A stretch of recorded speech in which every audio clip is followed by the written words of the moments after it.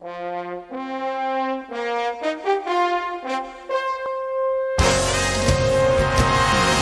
to Sports Sushi. Your chefs for tonight are Sports Plug Russ, serving up the spiciest sports takes of the week. Sterling Furrow, rolling the X's and O's into an analytical maki platter. And finally, the moderator who always keeps the sake flowing, DJ Slow Boogie.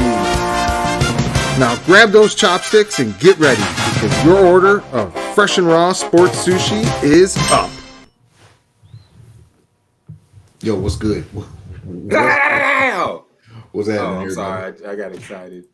Welcome to this motherfucker. Everybody's it's Wednesday. It's another Wednesday. You already know what time it is. Hump day. You know what I'm saying?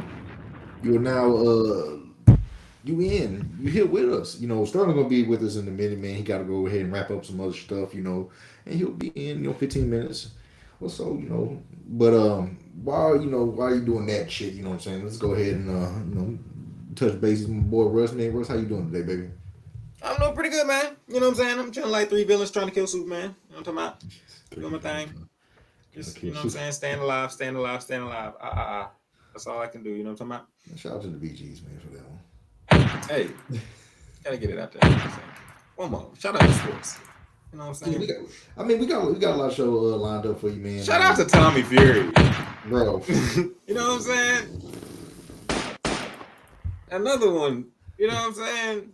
Hey, I'm gonna let you cover that, but I know I saw one thing on my Twitter feed. Yeah, but I'm gonna be real. He made $30 million in the L though.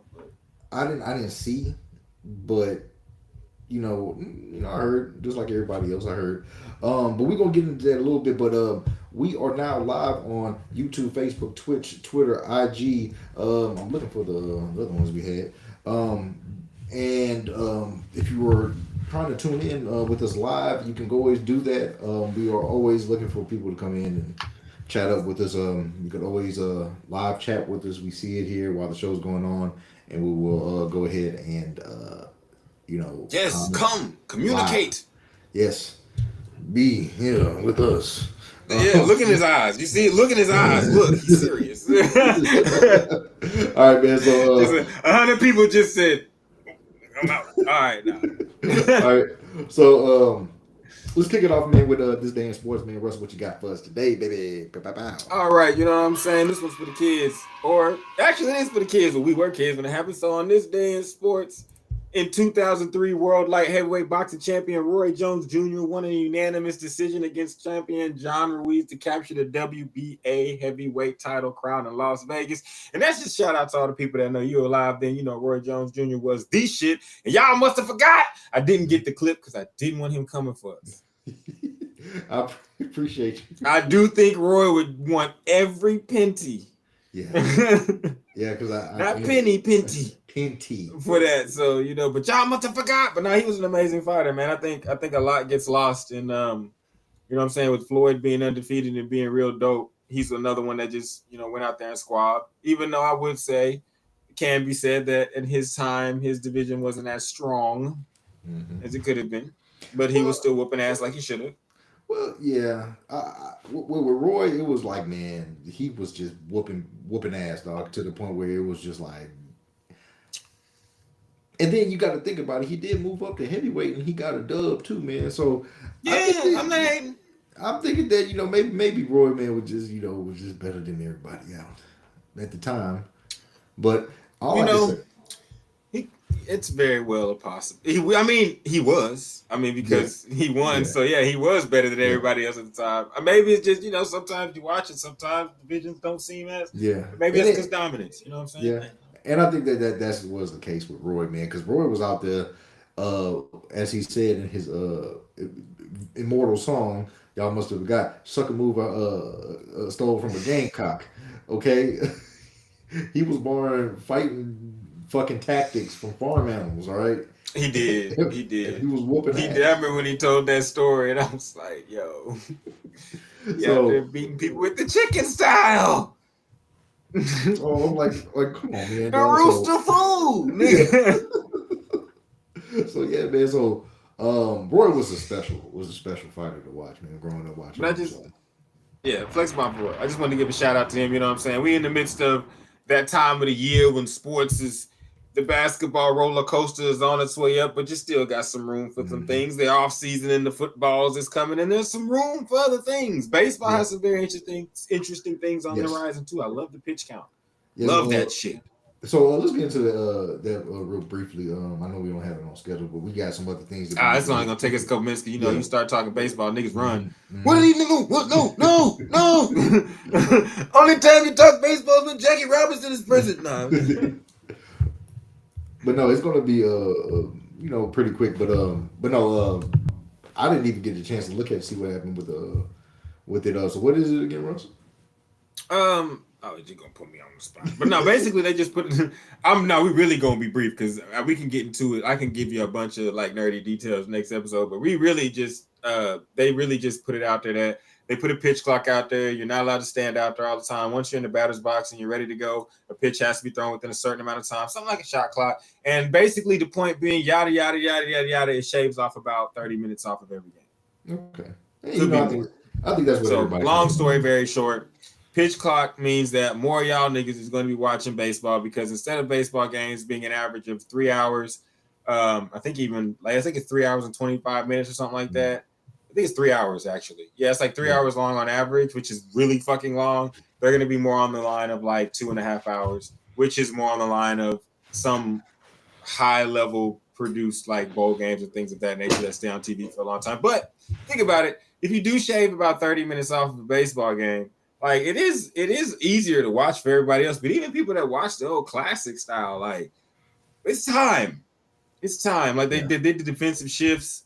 There's some other things but we can go into during the summer when we really need to talk a little bit about baseball. We'll go into the changes that they've made, but baseball is going to be fun again, because I think we went through that whole phase of make baseball fun again, and we did, but then they got mad at the niggas that was acting a fool, and then we got to make baseball fun again, and it's getting there again. You know what I'm saying? And we're gonna speed it up to do that. You know what I'm saying? So flex one time for baseball, trying to be fun again. Let them niggas bat flip, man. That's all I got to say about that. All right. So we're gonna get into our next subject. We touched on it briefly. Jake Paul and Tommy Fury boxed it out this weekend. If you want to, some people are interested in it. Some people look at it as boxing. Some people look at it as just as whatever it is. But regardless of what you call it, motherfuckers throwing hands, right? So hey, I love it. Hey, regardless, and you gonna watch, because if two bums fight in the street, you gonna watch. So if these two people fight on TV, you gonna try to watch. I didn't because I'm not paying my money for that, but I watched the highlights. I used to watch Agtown fucking street fights, okay? And if you know, all right? So all right, so that goes the level of what I'm willing. I knew the nigga with the bootlegs. I'm trying to tell you. Live with him. You seen that shit I sent you on Instagram about the two dudes fighting is the Brazilian jiu-jitsu Russian thing match. It was a jiu-jitsu match where you had to choke out the person sitting next to you in the front seat. I sent it to you as a link on No, I saw that. Did you see the fight juggling? No, I didn't. Oh, I should have sent that, my nigga. The fight juggling is crazy. Shout out one time for both crazy sports. I mean, but they got niggas juggling, right? And say I'm trying to juggle, and you just come through and just hit my arm, and I gotta still juggle, and I can hit your arm. We fighting juggling at the same time. Juggle fighting is cool. This all these Ocho sports that they coming out are with it's Boogie. Our generation is now getting an opportunity to be in the lead of a lot of things, and it's showing because a lot of shit is getting stupid, but you still like, I'm gonna watch that nigga juggle fight. give me $100 on some nigga in the blue. he looks sturdy. It's like shit. I'll watch this on. I'm gonna watch this on. Bro, we got Jake Paul fighting random dudes, little brothers. Bro. First he was fighting also rans that were retired. We got Floyd Mayweather going overseas and fighting exhibitions. The world is kind of lit right now. I'm not gonna lie. We got slap competitions. Bro, niggas are standing up forward and stepping forward and saying, "Yes, I am willing to get." And they have slap technique. Boy, the pimps of the world are about to come back. Hey, my God, boy, could you imagine if Bishop was in his prime? That nigga be like, yo, I'm going to the counter two backhand. Bishop, you can't. I'm going to teach him. I'm going to teach him. And I'm drop it hard. Yeah, I'm dropping hard. Could you imagine if Iceberg Slim was alive? He was like, is there a co-ed competition? Is there a co-ed competition? Because I need to slap a bitch. Oh man, I actually read his book. I read Pimp in College. I did too. That's what. Very good book. Very good book. Hey, man, my dad said in Indiana when he was in college, it was like college curriculum for African American studies. I think that every man should read, and woman too, but every man should read the story of Iceberg Slim. That shit is crazy. Yes. And he got a bunch of other ones too. Yeah. So look, man, Iceberg, man.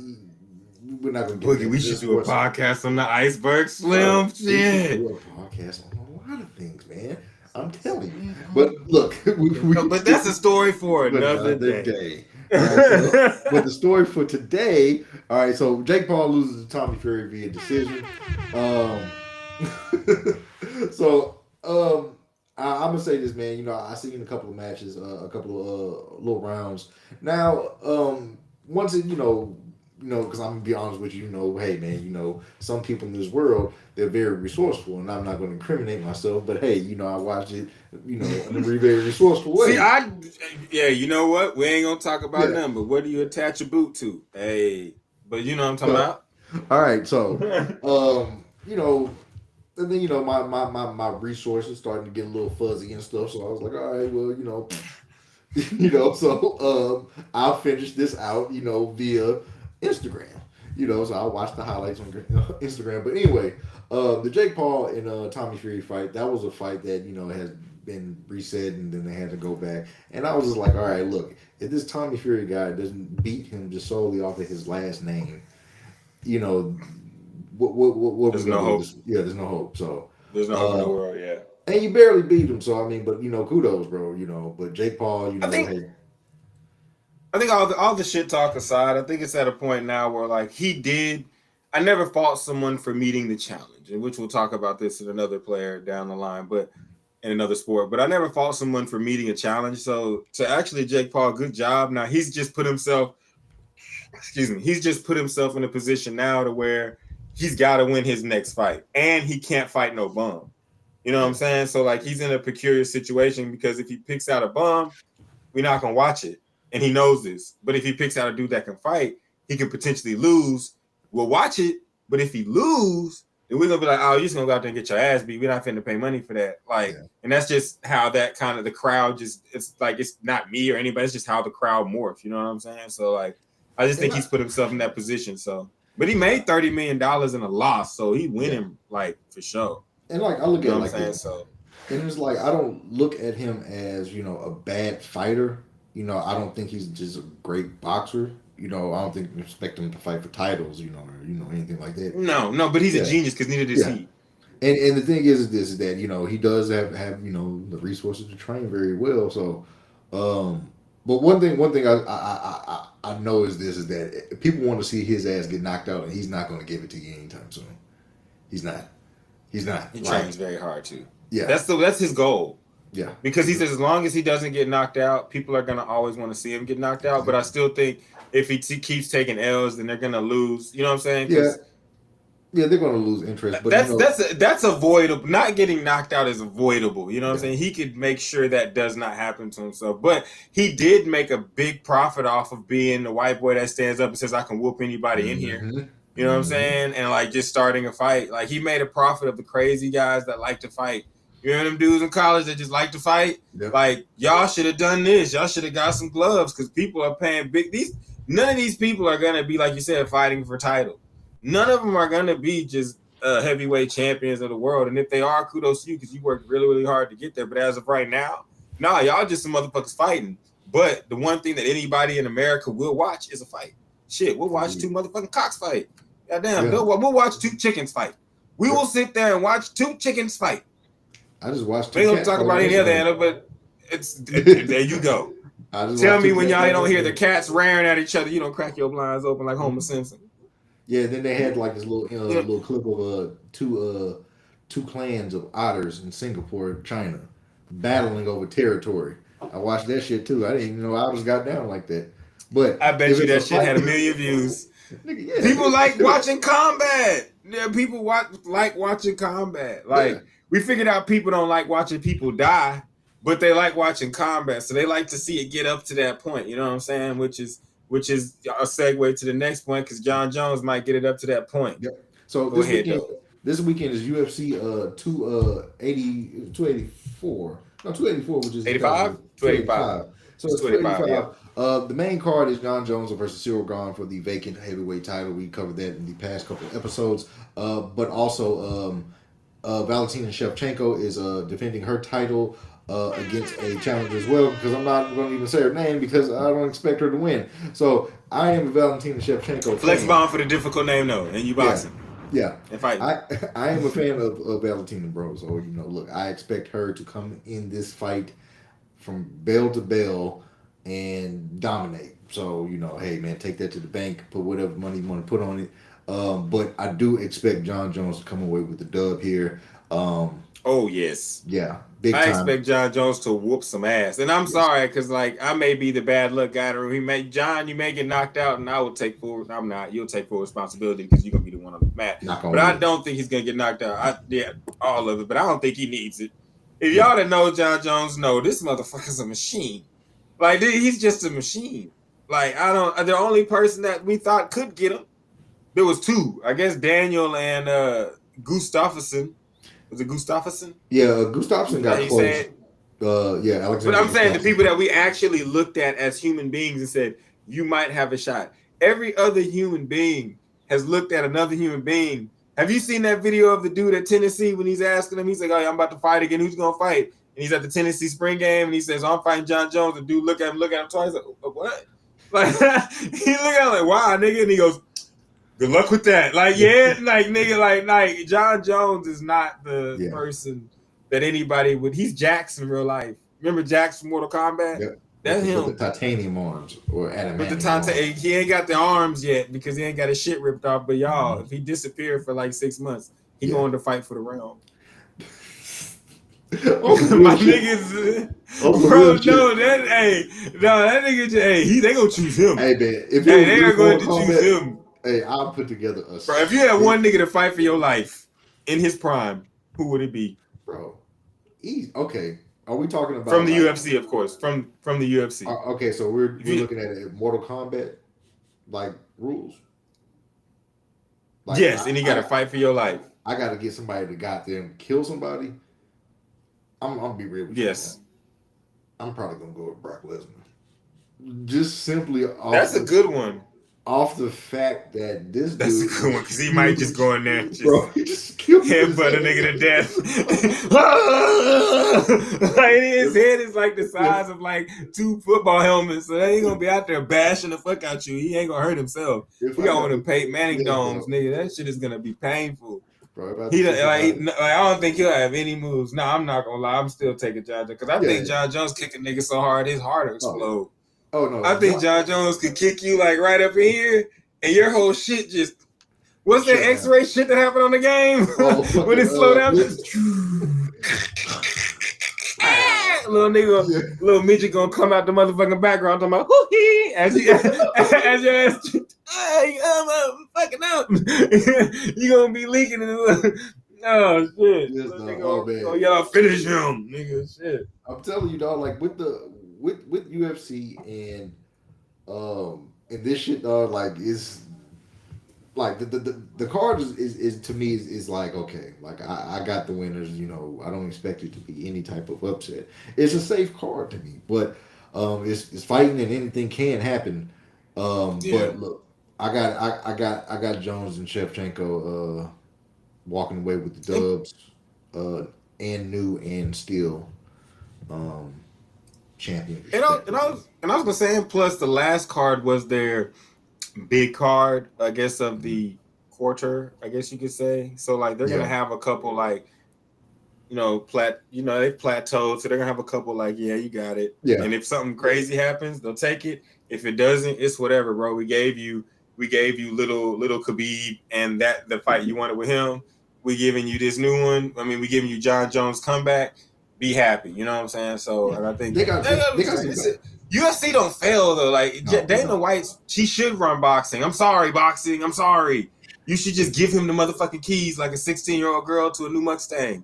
Tell him have a good night and come back by 12 o'clock. You're gonna come back at 3. The only thing that I think the blemish on Dana's thing is the fucking slapping shit. I was like, why are you doing this? No, but see, what I've come to realize is, even though I find this the slap a bitch competition to be highly like just insane, like, and it's not the fact that Dana White sat there and said, y'all niggas gonna slap each other? Oh, y'all ain't gonna do it for free. Hold up. Don't now another nigga better not slap now another nigga before I put this shit on TBS. and we gonna make $1 million because anybody would watch that shit. Bro, like it just started like on YouTube, and social media, and you just watch the competition, people slapping each other. It wasn't just white people. It was everybody. It was everybody. It was everybody. And they got niggas with personality eating the slap. Bro, I eat them. I was like, your face is swelling. It was one of these hood clubs that were probably in Florida somewhere. And they had like a little boxing ring set up. And, it was like sometimes they have these girls duking it out, but they had this one thing where these girls just slapping each other. And so I was like, what is going on? And, obviously they're going for cash prize, but, he's genius though. He's genius, man. Like he not only did he fight, he found a way to take bar fighting and turn it into an art. He found a way to bring street fighting to life. Like, and now he's got, because back in the day, the old way, they had groin punches and shit. Like, that was just straight up brawling back in the day. And then he morphed that into real life street fighter. Like, they just ain't got the aukits. And then you got now you got the slap competition. Like, I mean, and it technical, like the nigga said, you going on 1 or 2. I said, they got counts. He said, I'm gonna give a 3 count. I said, and then he went there, 1, 2. And it slapped the fire out of the nigga. I said, oh my God. And they be up there like looking in the camera, and then you see niggas get knocked out, the face just swell instantly. You know what I'm saying? So it's got intrigue. And plus someone like me, who I'm not gonna turn on my TV and go to TBS and watch no people slap each other for 45 minutes to an hour. I'm not gonna do that. You know what I'm saying? I was raised better than that. But what I will do is scroll through the Instagram and watch a 30-second clip of a dude or a minute clip of 2 dudes slapping the shit at each other, just so I can say, all right, that's enough of that. Yo, yeah. So whenever I started seeing these slap these little slap competitions, obviously, I'm looking at it, I'm interested. I'm like, okay, like what's going on here? So they put the power in their hands and everything, dog, and then they sit there, they line it up, they tilt their chin up. I was like, how can you compose yourself? Bro, I think that's the thing, though. I think that's the thing, though, because out of anything to watch physically, like to get done to somebody, if you watch somebody get slapped and not be able to immediately react, that shit make anybody go, ooh, Some shit. Like if you watch anybody get slapped and they can't immediately like punch back or they don't, wait, what? Shit. And he slapped the fuck out you. What you gonna do? Oh, damn. And that is one of the things that I was just like, I said, man. Oh, man, that shit is crazy. Them niggas be knocking each other the fuck out. Bro, how you tilt your head up to? You got somebody catching you. Put your shit at 90 degrees, nigga. I need to put your shit at 90 degrees, nigga. I need to make sure. What's they say on TikTok? Make sure my shit straight, bitch ass nigga. Yeah. And then I couldn't stand there while a nigga did the 1, 2, 3. Nigga, I ain't playing. Get the fuck away from me. Why you ain't finna slap? Nigga, you have to sit there. Bro, what? That and eat that hoe. And their face, if anybody that has not seen it, watch their face. That shit like swells as they talk shit. Eyeball, blood vessels be busted. Shit be niggas be turning into Two-Face right in front of the screen, and you just be like, damn. And they just be, yeah. I ate that. Face just melted. I know you seen the one with the guy that got the winner. Hey, there you go. Sterling, what's happening? Oh, you would have bust out. We talking about the slap competition. Have you seen this shit, Sterling? Oh, they be putting they be slapping niggas and then they be having Look at Sterling's face. Sterling's face immediately went to them dumb niggas over there that be slapping this shit. Hey, bro, you watched it though, haven't you? I have, dog. Who wouldn't See, want to see somebody get slapped the shit out of it? It got Sterling. Slap got Sterling. Yes, man. I think I have, dog. Hey, you can't resist. If someone was walking your house right now, any of y'all house right now, I'm about to slap the fire out of this nigga. Come on, you be like, all right, y'all, I gotta go. I gotta go see it. Well, you can go watch it on TBS for motherfucking cable prices. Like, and the girls do it too, bro. Oh yeah, bro. They need a co-ed. No, I'm joking. I'm sorry, America. I'm joking. I didn't mean that shit. Or did I? Was that Pepsi commercial? Am I acting or not? Am I acting or not? Co-ed slap co-ed. Nah, we don't need that shit. Yeah. That nigga Ray Rice somewhere's like, I'm making a comeback, nigga. Honey, come on. You owe me. Hey, Ike Turner is probably a Hall of Famer. Bro, that nigga come back from the dead. He'll come out the dirt. That nigga come out the dirt and dig anime up. Bitch, come on. Yeah, the Ike Turner MVP. We got some shit to win. Hey, that should be the MVP award. That would be the MVP award. The Ike Turner award. They'll get me in trouble. They need to hire us. Somewhere in America, this nigga shot. Somewhere in America, this nigga shotgun watching this. So like, turn him off. Turn him off. Turn him off. Hey man, they need to make us commissioners of this. Man, please. I don't need to be a commissioner, but Dana, if you need somebody to stand in the middle of the ring when someone gets slapped, go ooh. You gonna let that happen? He said for added effects. He's available. Like someone just said, he slapped the fuck out of you, dog. Hey man, you can't fall though. You can't fall. Oh my god, give me and like 10 other niggas, bro. I can make that shit rocking. We'll just pass the mic. Each time a nigga gets slapped, we'll pass the mic. And we gonna drink various different pieces of alcohol while we do it. Hey, that should be fire. Hey, Dana, if you don't want... Hey, fuck that. P. Diddy. Hey, we know some niggas that'll slap some niggas. Hey, they're already in the slap league. We can make it a black thing. Hey. You know what I'm saying? Everything's pro-black now anyways. We can have a nigga slap league.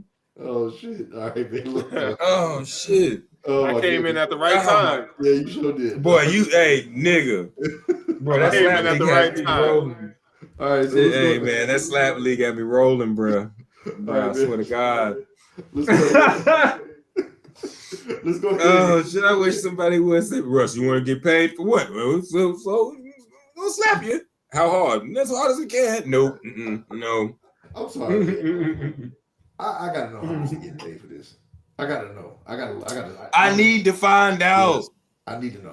I need to find out. Because what amount would it take for y'all to get? What amount would it take for y'all to get slapped? Chris, this gonna be a clip. What amount would it take for y'all to take a? That nigga started said, nope, nothing. I shoot a nigga. Because if I get hit too hard, it's on. Yeah. Like I'm moving that little bitch ass table, nigga. We about to throw hands. He said, I'm gonna come across this table. Shit. $1 million, Sterling. $1 million. Hey, bro. One slap. Oh, nah, yeah. Slap the shit out of me then. I'll do it for 50,000. Shit, 20. Hold on, watch this, but $2,500. No, that ain't enough. That ain't enough. Hey, he said stop playing with me, Russ. Because of inflation. Inflation, dog. He said stop playing with me. He offered me that price like I'm gonna go spend it on drugs. Nah, I'm saying. My final offer. I know some niggas that'll do it for 3 cigarettes.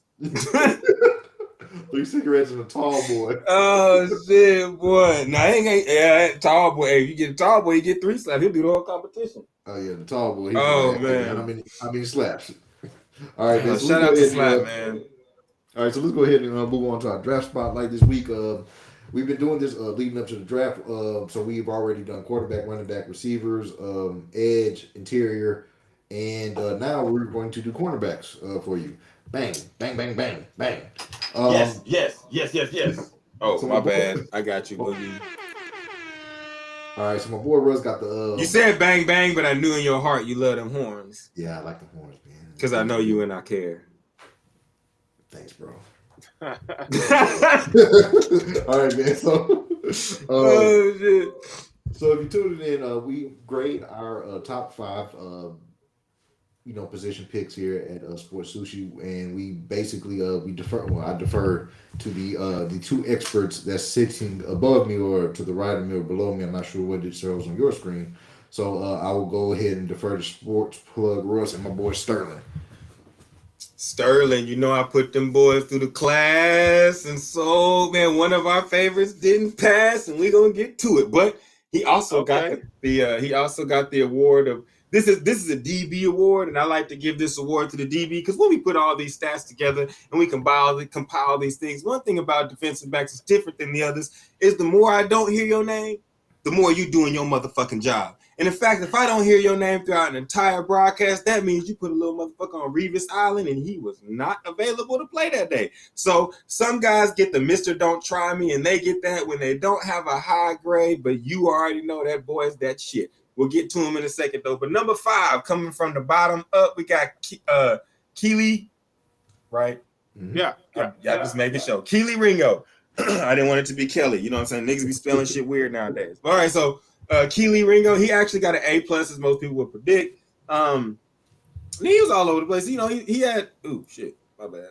Shit ran on me. So he got the 37 solo tackles, which in this grading scale, tackles did get an added boost a little bit to the grade.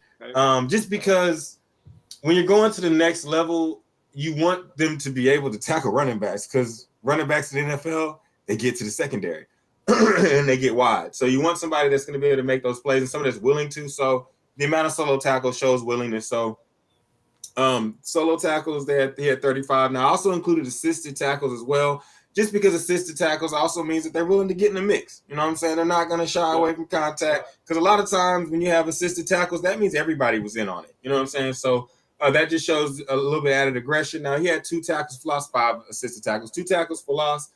He didn't have any sacks, which is okay. He's a DB. He had 2 interceptions. Now he had 7 passes defended, which with me, I'll just say this as we go through the others. Passes defended is really important to me because, of course, that means that's the amount of times you could, basically, defend, near man, and they were able to log it in as a stat, deflect the ball. But again, this is another one of those that the more you have sometimes means the more you might have been out of position, and your recovery speed and such helped you make the play. But he had about 7 of them. Now I had a calculation that I put together that was basically your passes defended and your interception percentage, which is basically I put those together. You get a percentage out of those. His was 28.5, which was near the average, because the average was around 20. So it was around 20, 25. So he graded out really well. Real quick points for Sterling gives you the deep dive. For me, really big body, a lot of speed to go at that body. But to me, the flaw is the willingness and eagerness to guess way too often. And I think the guesses that he was able to recover from in college, in the NFL, maybe 6 points and cannons and fireworks going off and all that type of shit. Okay. So I think that's pretty good. So I think that the theme with Keely Ringo is speed. Like, the dude is just, he's twitchy. He's fast. He can run with just about anybody. Step for step. I think his instincts are great, especially in zone coverage. He's a 6'2". He's probably going to come in at like 210, 215. He big. And if he's with a team that plays a lot of zone coverage, I think he's going to thrive. He's not. You ever seen those athletes that like are really good straight line speed, but sometimes like when they're having to make sharp cuts or use that agility. I know all about that. Right. I know all about that. He's one of those. He's one of those guys. So I think, but at the same time, when he's faced with like crossing routes and in breaking routes, if he can find his landmark, I think he does really well to mask some of those lateral agility woes in a sense. I wouldn't even call it woes, but you want to see him more fluid in and out of breaks and stuff like that when he's trying to go to the ball. I think his ball skills are really good. I think he has really good hands. I mean, this guy is an athlete of athletes. I think he can get you he can play bump and run coverage. I think he can, really high point the ball and take it away from a defender. I would say his awareness to locate the ball when tracking the receiver, I think that could be better. And then, for 6'2", 210, 15 pounds, I don't feel like he's as physical enough as a tackler as you would like to see him be. So I think a lot of these, there's one guy that has no problem with that, but a couple of these guys aren't really physical at the point of attack. They just kind of get in the way enough to get it done. It's a little bit of the Diggs,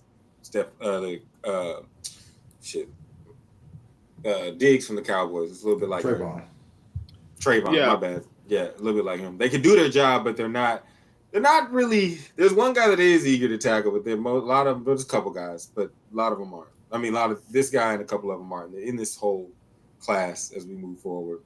Yeah, so if you want to put him, man-to-man coverage on an island with a twitchy receiver who runs great in crisp routes, I don't think Kelee Ringo is your guy. So if you put him in a cover 2 or a cover 3 defense, I think that's where he's going to thrive and shine.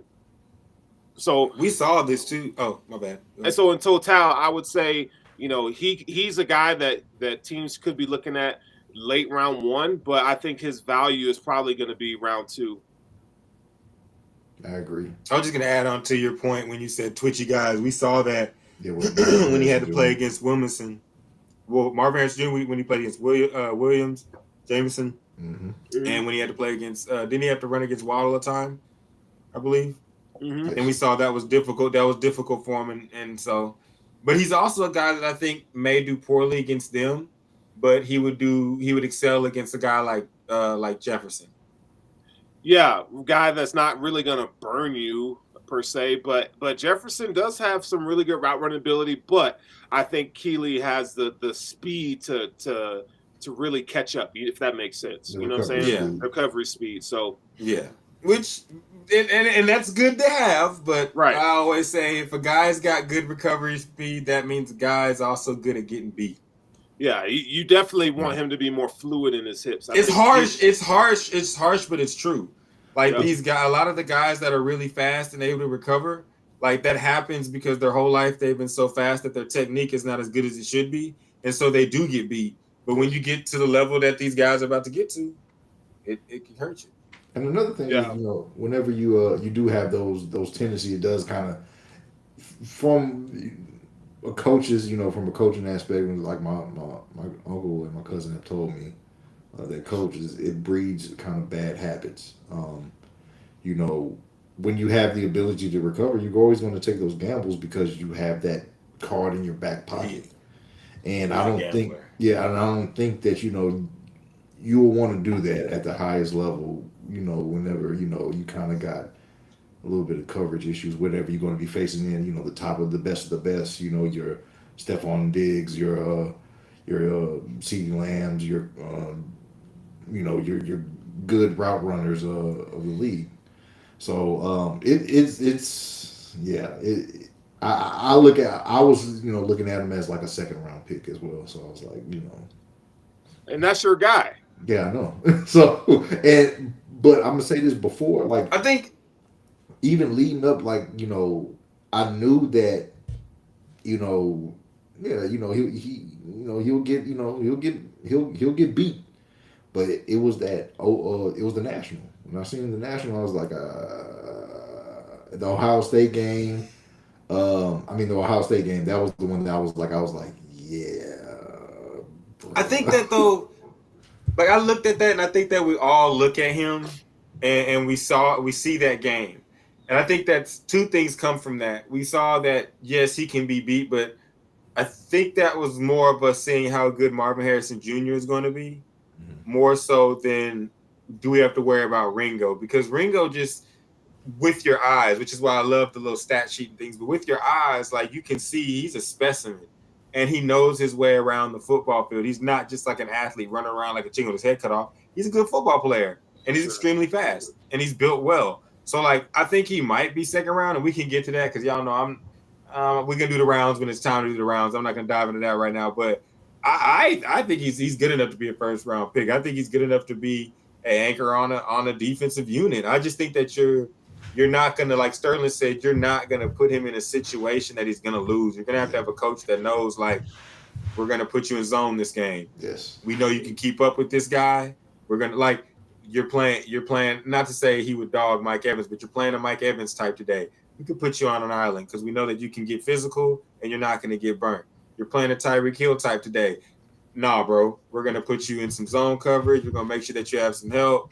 Waddle type, shifty guy. You know what I'm saying? We're not gonna put you, but I like him though. We can go to number 4 though. I know that somewhere in America there's a guy named Chris. Like, get the fuck on the phone. Cam Smith is number 4. He's from South Carolina. He actually graded out at a 78.8 C plus with a score of 54. By the way, Ringo had an 82 with a score of a 54. He had 23 solo tackles, 4 assisted tackles, 1 tackle for loss. Now, what got him probably was he only had 1 INT. He had 5 passes defended. He had like a 20% ratio with that. Now, with me, what I saw, before I let you go, Sonny, what I saw is I saw a really fluid athlete. I liked him a lot. I saw a really fluid athlete. I'd like him to put on probably like 15 pounds of muscle, but a really fluid athlete. He's not the fastest, but he's not slow enough by any means. Like if he's getting burnt, it's by a supreme burner.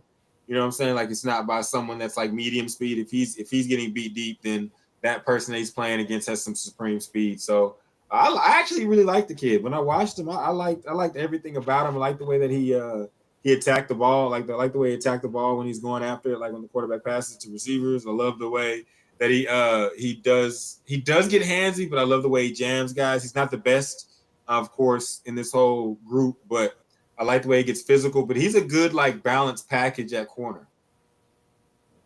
Yeah. I think the reasons, I think you said that very well. We're talking about a 6-foot corner. Yeah, 188. Yeah, 190 pounds. I'm not sure what his wingspan is, but I think when it's turn on 32. Okay. So when he got long arms. He does. He kind of reminds me of Stephon Gilmore a little bit. They kind of have very similar play styles. Now he's not as good in coverage as Stephon Gilmore was coming out of South Carolina. He was glue. He was locks on both sides. But I think I think he's a highly competitive defensive back, man.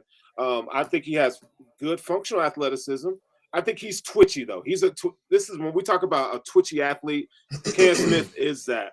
He has good speed. I feel like he's fluid in his hips and he's got quick feet. I think those are some really good foundational traits for a cornerback.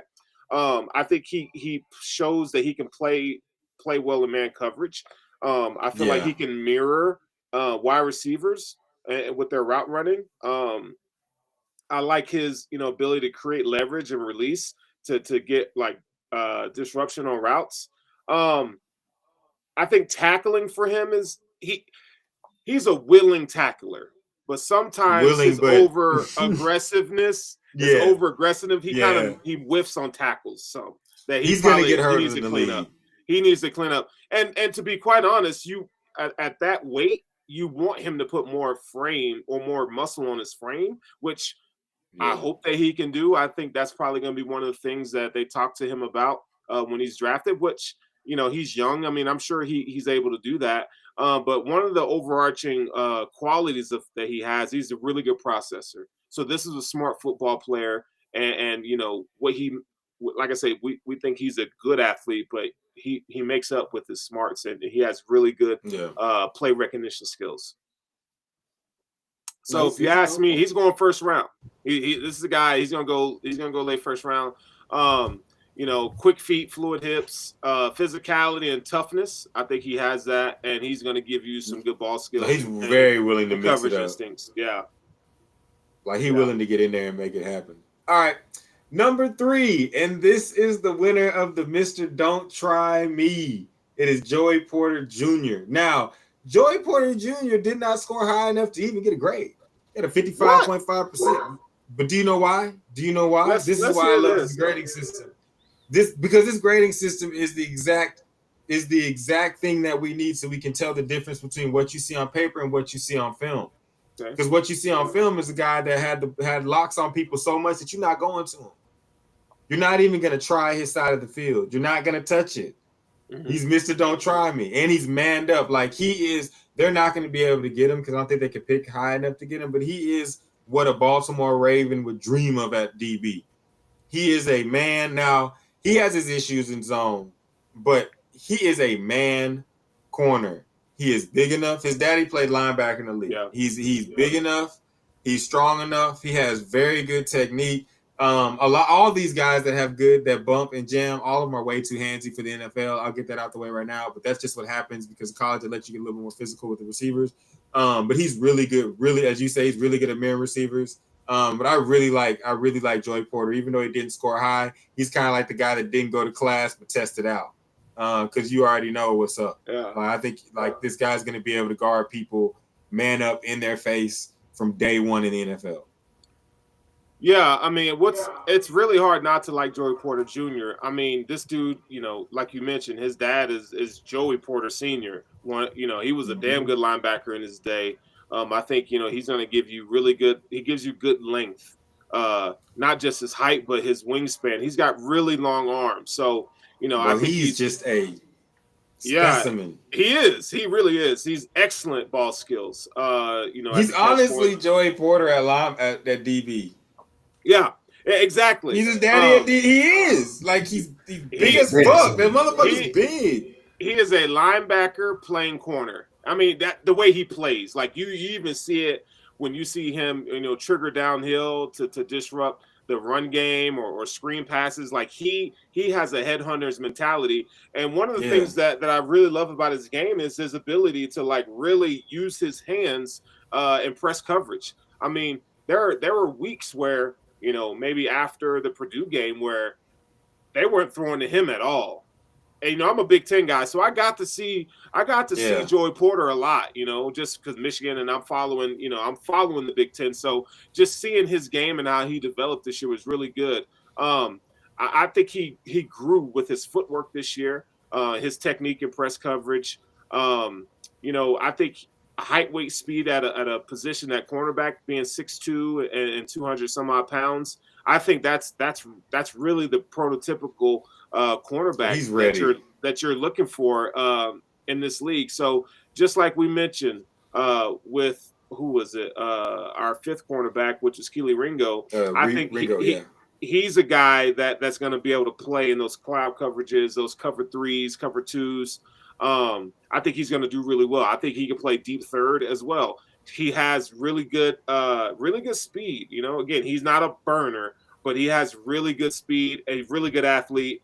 I think he's a guy that's going to create turnovers, maybe not always by interceptions, but just the way how physical he is at tackling defenders and punching the ball out. I think he's really good at there. If you were to look at his production, like pass breakups or interceptions, and that's all you looked at, you'd be disappointed. But when you turn on the film, that this guy is sticky, like white on rice in coverage. Yes. So I think he's worth. You wouldn't throw at him. You're not gonna throw at him. And I think his ball skills is something, just for what he has as his foundational traits as a cornerback. I think that's something that he can develop as he gets better, because as a rookie, he's gonna, wherever he goes, teams are gonna throw at him. So I think they're gonna be sorely mistaken when they really understand that Joey Porter does have some decent ball skills. Very much so. We got next. Like it. Yeah. So next we have Devon Witherspoon out of Illinois. Yes. He got an A. He was another A+ candidate at 119%. and he basically scored out the same as Kelly Ringo. But he had 32 solo tackles, nine assisted tackles. He had 2.5 tackles for loss. If you've seen this guy come downhill on the screen, you would not want to play football against Illinois at all. He's got 3 interceptions, really good. 14 passes defended. So people tried him. He had a 21% interception to pass defended average. So like if you throw his way, he'll come up with it, but more than likely you're not going to get a completion. Now, what I noticed from him is extreme aggression. Really, really, really aggressive corner. The first thing I thought to mind when I saw him play was C.J. Gardner-Johnson. I was like, this guy is flying at people and he's destroying folks. He's got really good. I don't even know how fast he's going to run his 40. He might be like 4.4, mid to low 4.4s, but his acceleration. Ball hawk for the Madden players, if you will, ability is ridiculous. Like his ability to track the ball, see ball, and then go towards it and get to it from either man, zone, or wherever he's out on the field is ridiculous. I really like Witherspoon. Almost made me say he almost got me as a guy that I liked over Joey Porter Jr., but Porter Jr. is my favorite. But no, this guy Devon is serious business. I'll let you get into everything else, but to me, it was just what stood out is like Jesus Christ, he's really aggressive and he makes plays, but he's very, very fucking aggressive. Yeah, I think that's something that you want in a quarterback. Now, what he lacks in size, I think he makes up for everywhere else. I think he's probably the best hitting cornerback that's going to be taken in the first round. He's 5'10", he's going to be 5'10", 5'11", 180 pounds. But he doesn't play like it. This is a guy that's only been playing cornerback since his junior year of high school. In my opinion, Devon Witherspoon, man, I really like his game, and I don't like short cornerbacks. I'd rather my cornerbacks be at least 6 foot. But the way he plays and his ball skills, man, this dude he's a ball hawk. Yes, he's a ball hawk. He's impressive football player. He's got a nose for the ball. He's developed tremendously at the University of Illinois. And I don't know if you guys have noticed this, but the guys that they've been putting in the league the past 3 years has been really impressive. So kudos. Smith. Yeah, kudos. I know he's not there anymore, but kudos to their coaching staff, man, because they're really putting some dudes out here. Aren't they still his guys though? Yeah, they are. Sorry, but aren't those still Lovey's guys? Yeah, because he just left like what 2 years ago. So these guys that are coming out now are his guys still. That's why. Well, go ahead. That's why I just Devon Witherspoon, he's impressive in man coverage. He can sit on the hip of a wide receiver and mirror routes. The fact that he's like we talk about Keely Ringo, kind of like when he's running, he's got to have to power down and he's not very shifty. Devon Witherspoon, because he's 5'11" or 5'10", he can move. He's got really good fluid in his hips. And talk about his tackling ability. His tackling ability is top notch, man. His hands to be able to rake the ball out of receivers' hands at the catch point, or when they're coming down for a ball, is incredible. I mean, Illinois has had 2 lockdown corners. Him and I forgot the other kid's name, top of my head, but I wouldn't say that he's cornerback number 2. I would just say he's 1B. Like I like both of these guys that we're talking about, but I really do think that Devon Witherspoon has some. I could foresee him getting to a couple Pro Bowls in his NFL career. He's a menace. Yeah, he's a menace to offensive society. I think he's susceptible when it comes to play action pass, like where his eyes go in the backfield. I think he needs to be more disciplined there. But some of the pros, I mean, look, good tackler, personality and characters through the roof, great ball skills. I think he's going to do well in man coverage. He is a smaller DB, so even though he plays bigger, but again, if you're going against guys like Justin Jefferson, DK Metcalf, bigger wide receivers in the NFL, he might have some issues there. I want to see how he tests athletically in terms of like what his vertical is and his long jump, or I think are going to be things that to look for in the combine. But he's a really good corner, man. I really do see him being taken in the top 10 for sure. Yeah. But I think that in NFL that we're seeing though, that you're gonna have to have like styles make fights, and so you're gonna play against Jalen Waddle one day, and you're gonna want a Devon Witherspoon, and then you're gonna play against a Justin Jefferson one day, and you're gonna want a Cam Smith or a Kelly Ringo, or the next guy that we're gonna talk about, which is Christian Gonzalez. Christian Gonzalez from Oregon. He also played 2 years at Colorado. Of course, if you know, you know. He got an A+, y'all. Like I don't know, like this guy is shit. He's the holy grail, the creature baby, number one overall of this class. Of course, at least in my opinion, I like Joey Porter Jr. the most, but no one's really fucking him with Christian Gonzalez, in my opinion, right now at the cornerback position coming out in this draft. 35 solo tackles, 15 assisted tackles, 1 tackle for loss. He didn't have any sacks, had 4 interceptions, 7 passes defended, and his passes defended to interception score, of course, was the highest at 57, which means pretty much if you throw in his direction, he's able to defend the pass. Every other pass you throw, he gonna take that bitch. What I liked about him, again, his size. He's ridiculous, bro. His size, his ability. His ability to mirror receivers. One thing I noticed is his jamming technique is new age, as far as he will let a guy get his move off and then he'll stick him. Pause. And then or sometimes again, or something. I couldn't help it. My brain said no, but I said I gotta do it. But no, he's really good in all different types of defense zone, man. He's fast enough to keep up with the fastest receivers. He's kind of like what you would want Cam Smith to be perfected. Just a really, really good corner. But to me, what stood out is his long arms and his ability to jam guys with different techniques. He's getting his hands on you in all different types of ways. And I think the way when I watched it, I didn't watch 20 hours, a million hours, but the plays that I did watch, I did notice that he was able to get you within 5 yards. He was able to get your hands on you. He was able to reroute you. And even if you do get him, his recovery is good enough, because he's not a burner, but his recovery is good enough that he can get to, and he's such a long athlete. Pause. Yeah. That he can really get in front of those balls. Pause. Hey, but I subscribe to that, man. We're talking about this. Think about this. The balls or the Christian? Both. No, I was kidding. We're talking about a 6'4" cornerback. Boogie's like, I'm done with both of you niggas. A 6'4" cornerback.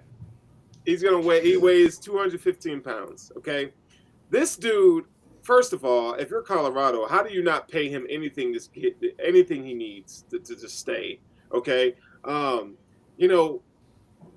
his athleticism for that size, weight, height, excellent size. I think he's really good. He's a really good athlete.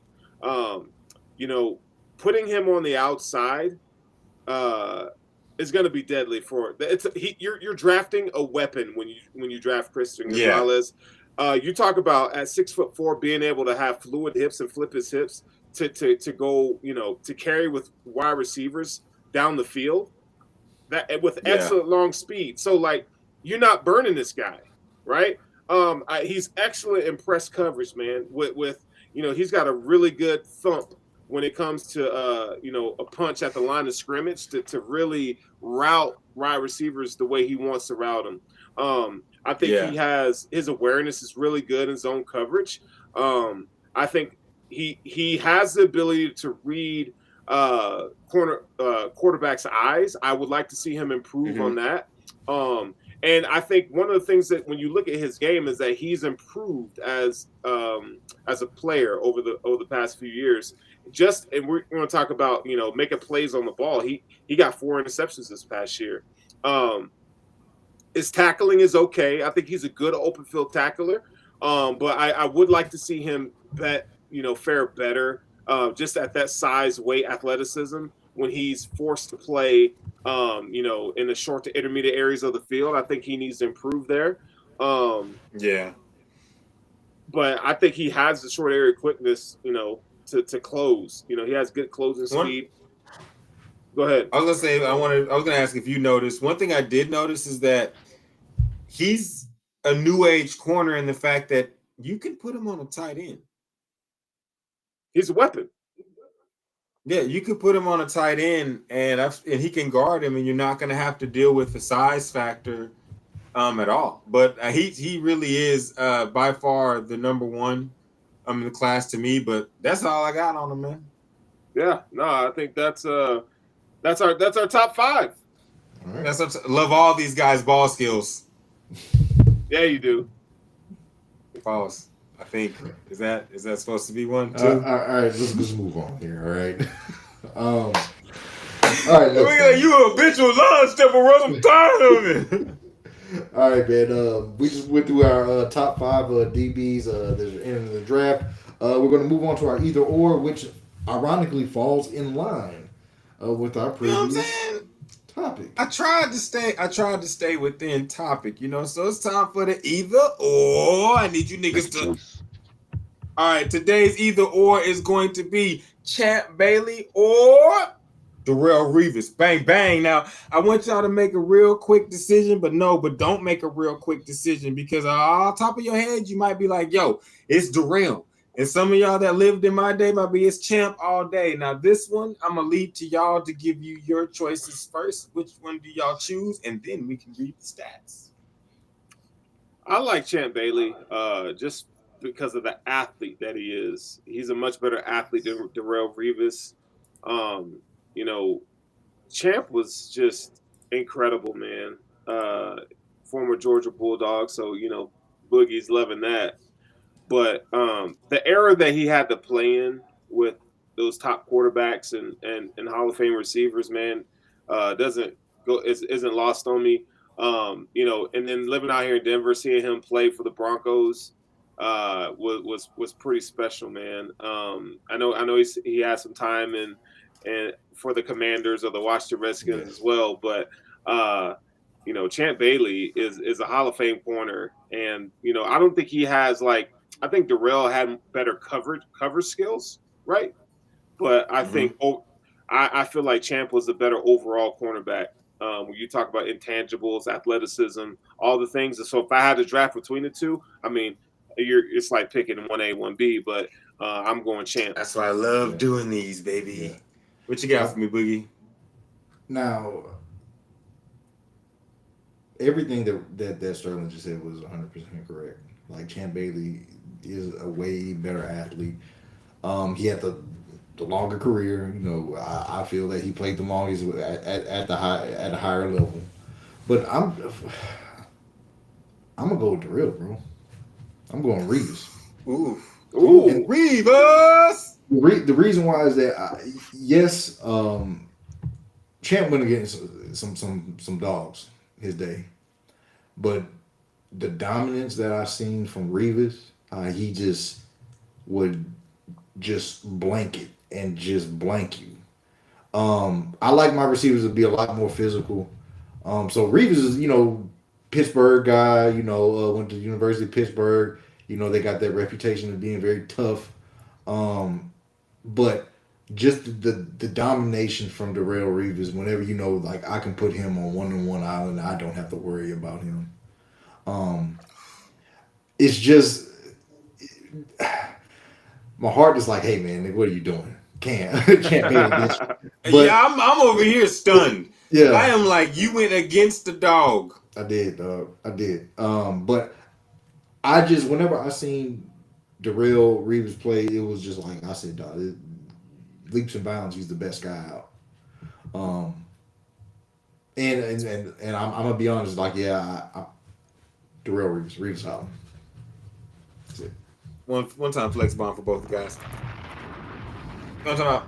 So today I get to play the tiebreaker. Now this one was one that was hard for me because Revis is my dude. You just heard me yelling every time something happens, no matter where it is. I could be at the grocery store and you could throw a package of Pop-Tarts to your homie. If I catch that home, I'm going Revis and taking that bitch. You know what I'm saying? So my pick, honestly, is Revis.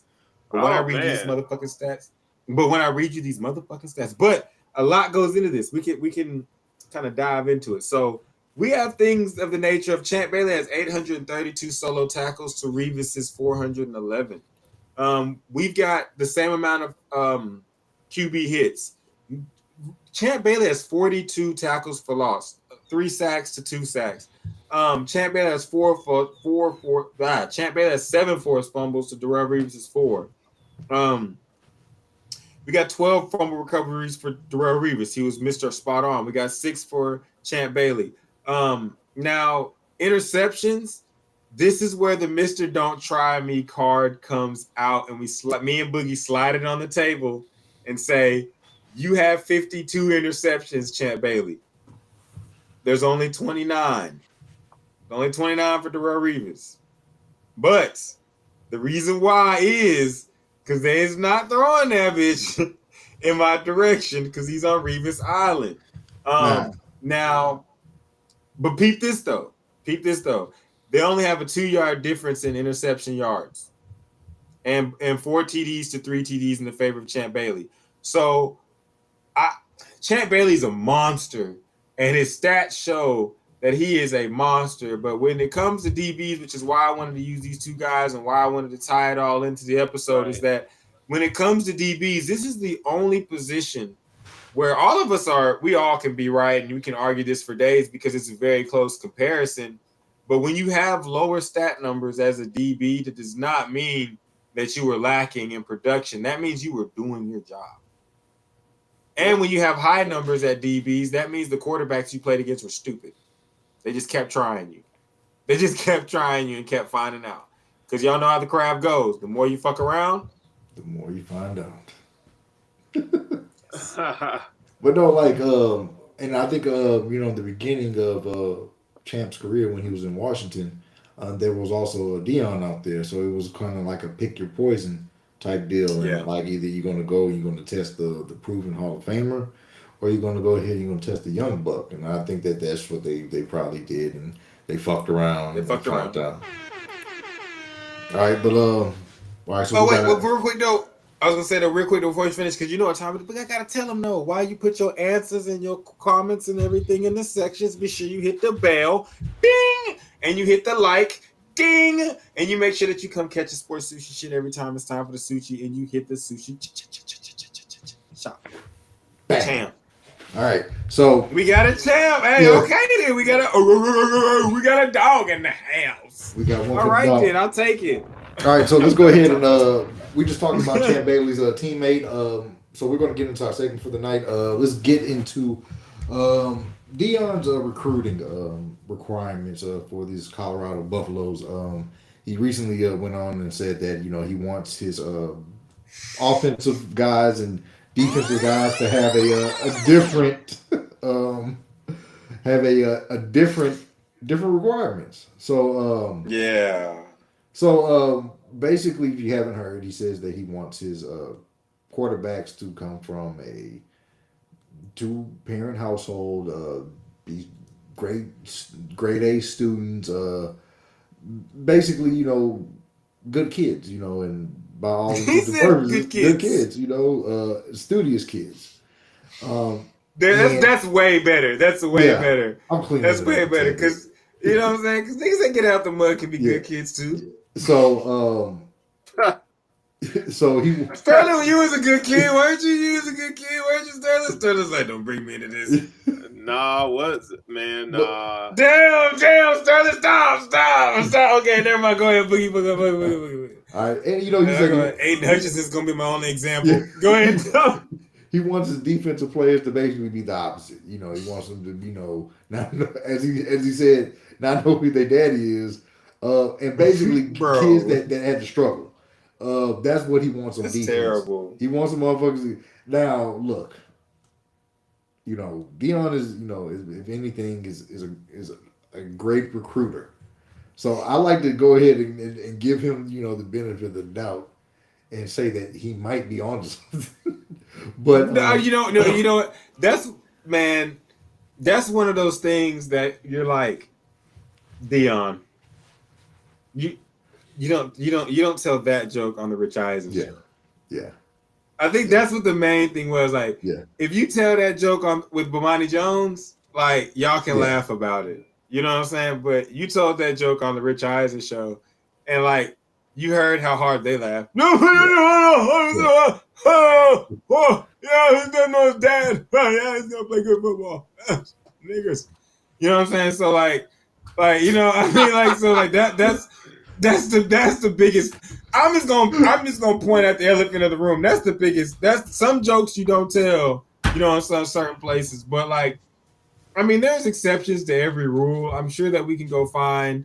There's probably a black quarterback that didn't know his dad that played very well in the NFL. You know, there's probably a lot of them. There's probably ones that knew their dad that played good defensive end. Now for us to laugh at it, we want to and we can, but we also in the same breath like, why you tell it there, y'all? Like, you told it in the wrong circle, bro. Like you tell that to the BETs or like I said, like you get on there with Bomani Jones or something, or you know what I'm saying? Like, we get it. I think everybody that has some sort of sense of humor gets it. And me, y'all know me. I'm all for every joke of all of ever time. So like, though you can't cancel. No, that shit was funny. So if you want to be mad about that shit, then go sit in the fucking corner. That shit was fucking hilarious because you do want your defensive lineman to be hungry as fuck, going to get it. You know what I'm saying? And you do want honestly, you do want your offensive lineman to have the structure that a fucking father would bring. Because there's a lot of rules and everything that go along with being an offensive lineman. You want your quarterback to have the structure that having a father would bring. You know what I'm saying? And not to say mothers can't bring that same type of structure, but I think that when he said that, like, a lot of people took it way too literal. And that's why I think that he told it in the wrong place. Because if you told it in the right place, in the right setting, like, we would have all laughed at it. We would have all laughed at it one more time. We would have all laughed at it, but you told it in the wrong setting. So they got to laugh at that shit a little bit harder than we would have laughed at that shit. And that's the big problem. Yeah, I liked what he had to say because it was actually real. And if we're really honest, I think if college coaches or actual recruiters will actually come out and say this, they can't say it publicly because it's frowned upon. But this is what they actually think. Yeah. And at the end of the day, these guys who are head coaches and these recruiters, this is how they make their livelihood. They are looking at these characteristics and traits. I would much rather you go get, you know, a kid that's getting it out the mud to set up his family for generational wealth than some privileged kid, black, white, Hispanic, don't care. You know, you see what I'm saying? Because the opportunity, these kids want it more. I mean, we could take this situation and apply it to real life too, right? Like, there are kids who had a silver spoon and it shows in their adult life. Now they get some have more opportunity, and I'm not saying all, but some have done more with others or with different opportunities. But for Deion to come out and say that, I'm so happy that he said that, because I think a lot of people think it, they just won't say it. And they think it, and that's how they recruit, but they won't say it publicly. You know, and I appreciate that, because, hey, when you look at quarterbacks, look at the quarterbacks in the NFL. How many of them get it out the mud, and how many of them had a fairly decent life with two parents? And there's nothing wrong with that. But you know, to me, I think that another place to be a little bit more serious about it, where people are looking at it as, you know, draw the line at offense and defense. That's just sports in general. Yeah. It's just sports. If you tell a kid you don't have any other option but this, and you tell another kid that, well, shit, you can go to college, bro. You can go. You know what I'm saying? Like, you don't have to get up at 6 a.m. and grind it out. You don't have to be as strong as 90% of the grown men on human earth. You know what I'm saying? At the age of 16, you know what I'm saying, in order to get out. You know what I'm saying? So that, I think the offensive defense, you know what I'm saying, is another thing that makes me say, like, why is it? But like, that's just athletes in general. Like, to be a professional athlete, you got to have something in you that's a little bit more than everybody else. And the only way to get that little bit more is to have that want. The only way to have that want is to have that need. You know what I'm saying? And like, if you ain't got that need at that early, a lot of people don't get that need early in life. Like, sometimes that need comes later. But in sports, you ain't got later. Sports, I need the motherfuckers that need it now, from the age of 16 to 20 to 22. I need you Right. now. Like, and that's going from college to the pros. I need niggas that's age 16 to 22 that want to die for this shit. Literally. You know what I'm saying? And the only motherfucker that's willing to die for a fucking ball and a touchdown is someone that needs it to eat. You know what I'm saying? Like, if you don't need that shit to eat, you ain't gonna die for that shit. Seriously, like, dead serious. Why do you think the best fucking athletes come out the gutter? Like, it's the truth. You know what I'm saying? Like, there's exceptions to the rules. Sometimes you can roll with some people that are from privileged areas, but even in basketball, like he said, the coldest white dudes and the coldest black dudes end up in the same arenas. Why? Because they're searching for it. But you have more of them come from a place where you really have, that's your only way out. Like, and then honestly, it's the people that aren't in the middle, to be completely honest, because the people in the middle are the ones that get to make a choice, whether they're good enough to go to hoop or whether they want to do some sort of like sport. Like the people at the very top, they're told, like, we're going to put you through these fucking classes and these camps and academies, and we're going to build you into an athlete. And the people at the very bottom are the ones that told you have no fucking choice. We ain't got no money for academy. We ain't got no money for no trainer. Right. Get your ass out there and be the best motherfucker you can be because you were born with an extra leg muscle and you can run a 4.2. Like, you know what I'm saying? Like, but real talk, but that's true. But they meet in the middle. You have your Kevin McHale's and you have your Isaiah Thomas's. You know what I'm saying? Like, you meet in the middle. You know what I'm saying? Like, but I think the circle that he told it in is what's got everybody. I'm just being honest, man. He was surrounded by a bunch of white dudes, and he told a joke that basically was centered around our culture. You know what I'm saying? And so it was like, why you tell that joke around him? You know what I'm saying? Like that's a step. I'm not gonna say that, but yeah, just don't do that. I'm not gonna go that what I was gonna say, but yeah, just don't do that. All right. A lot of people were saying that they started kind of taking Deion's words and kind of pointing it at him, saying that your son didn't come from a 2-parent household and blah blah blah. Why is he the starting quarterback? Well, let me spell it out for you, Sparky. All right. Number one, the motherfucker's good, and number two, he's his son. So yeah, he's gonna fucking start. Okay, stop acting stupid. And number three, this is sports, people. Yeah. Over anything else, the good people play. Lamar Odom was on crack. Facts. Karl Malone was having sex with 13-year-old girls. Whoa, bro. Whoa, yeah. It's a sad thing to say, but it's the truth. He did it. Like if in sports, it's the sad thing to say. Like, if you cold, you're gonna get out there. So yeah, man. You get to jump over rules. So it don't matter if he didn't have no mom and no daddy. That nigga be a test tube baby. Can he throw 60 on a dot? Yeah, put his ass out there. And yeah, you're right. Talent is going to be the deciding factor, man. We're gonna get into this Ja Morant shit in a little bit. But oh Lord. Yeah. We're gonna see how far talent. I will say they fucking him over though on the news story though, because that's bullshit. Because 3 months ago it was a fucking basketball game, and now he at the mall. I don't know. Yeah. Look, if it's 2 separate incidents, dog. Oh, bro, that's bad. No, I thought it was the same one. We can chat it up, man. We're gonna have to dive in there, but let's go ahead and get on to our next segment. We have March Madness is coming up March 14th. We are already in the first of the month of March. Wake up. It's the first of the month. Get on. All right, so hey, y'all can't get us no copyrights because we know the lyrics. Man. Yeah. So, but yeah, about 2 weeks, man. March Madness kicks off. Don't forget, y'all. It will be the 2nd annual Sports Sushi Tournament Challenge. I will be but you got to follow me on the gram. I mean, not the gram, but the Twitter box.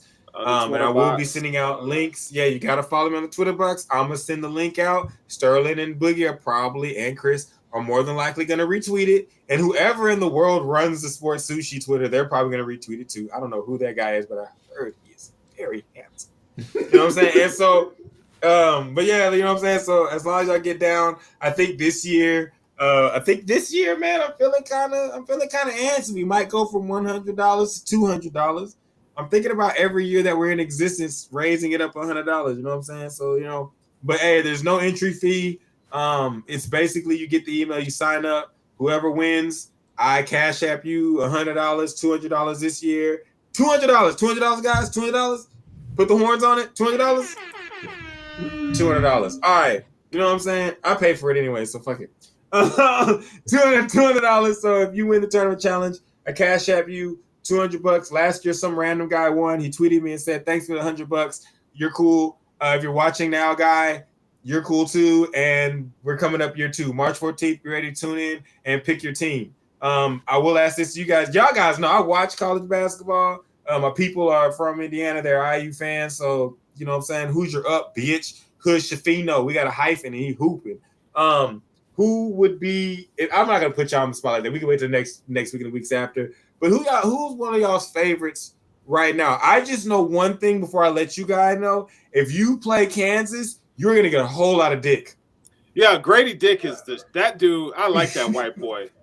I like that white boy. Hey, chemistry, America. That is chemistry. Not only is he cold, but he be out there talking shit.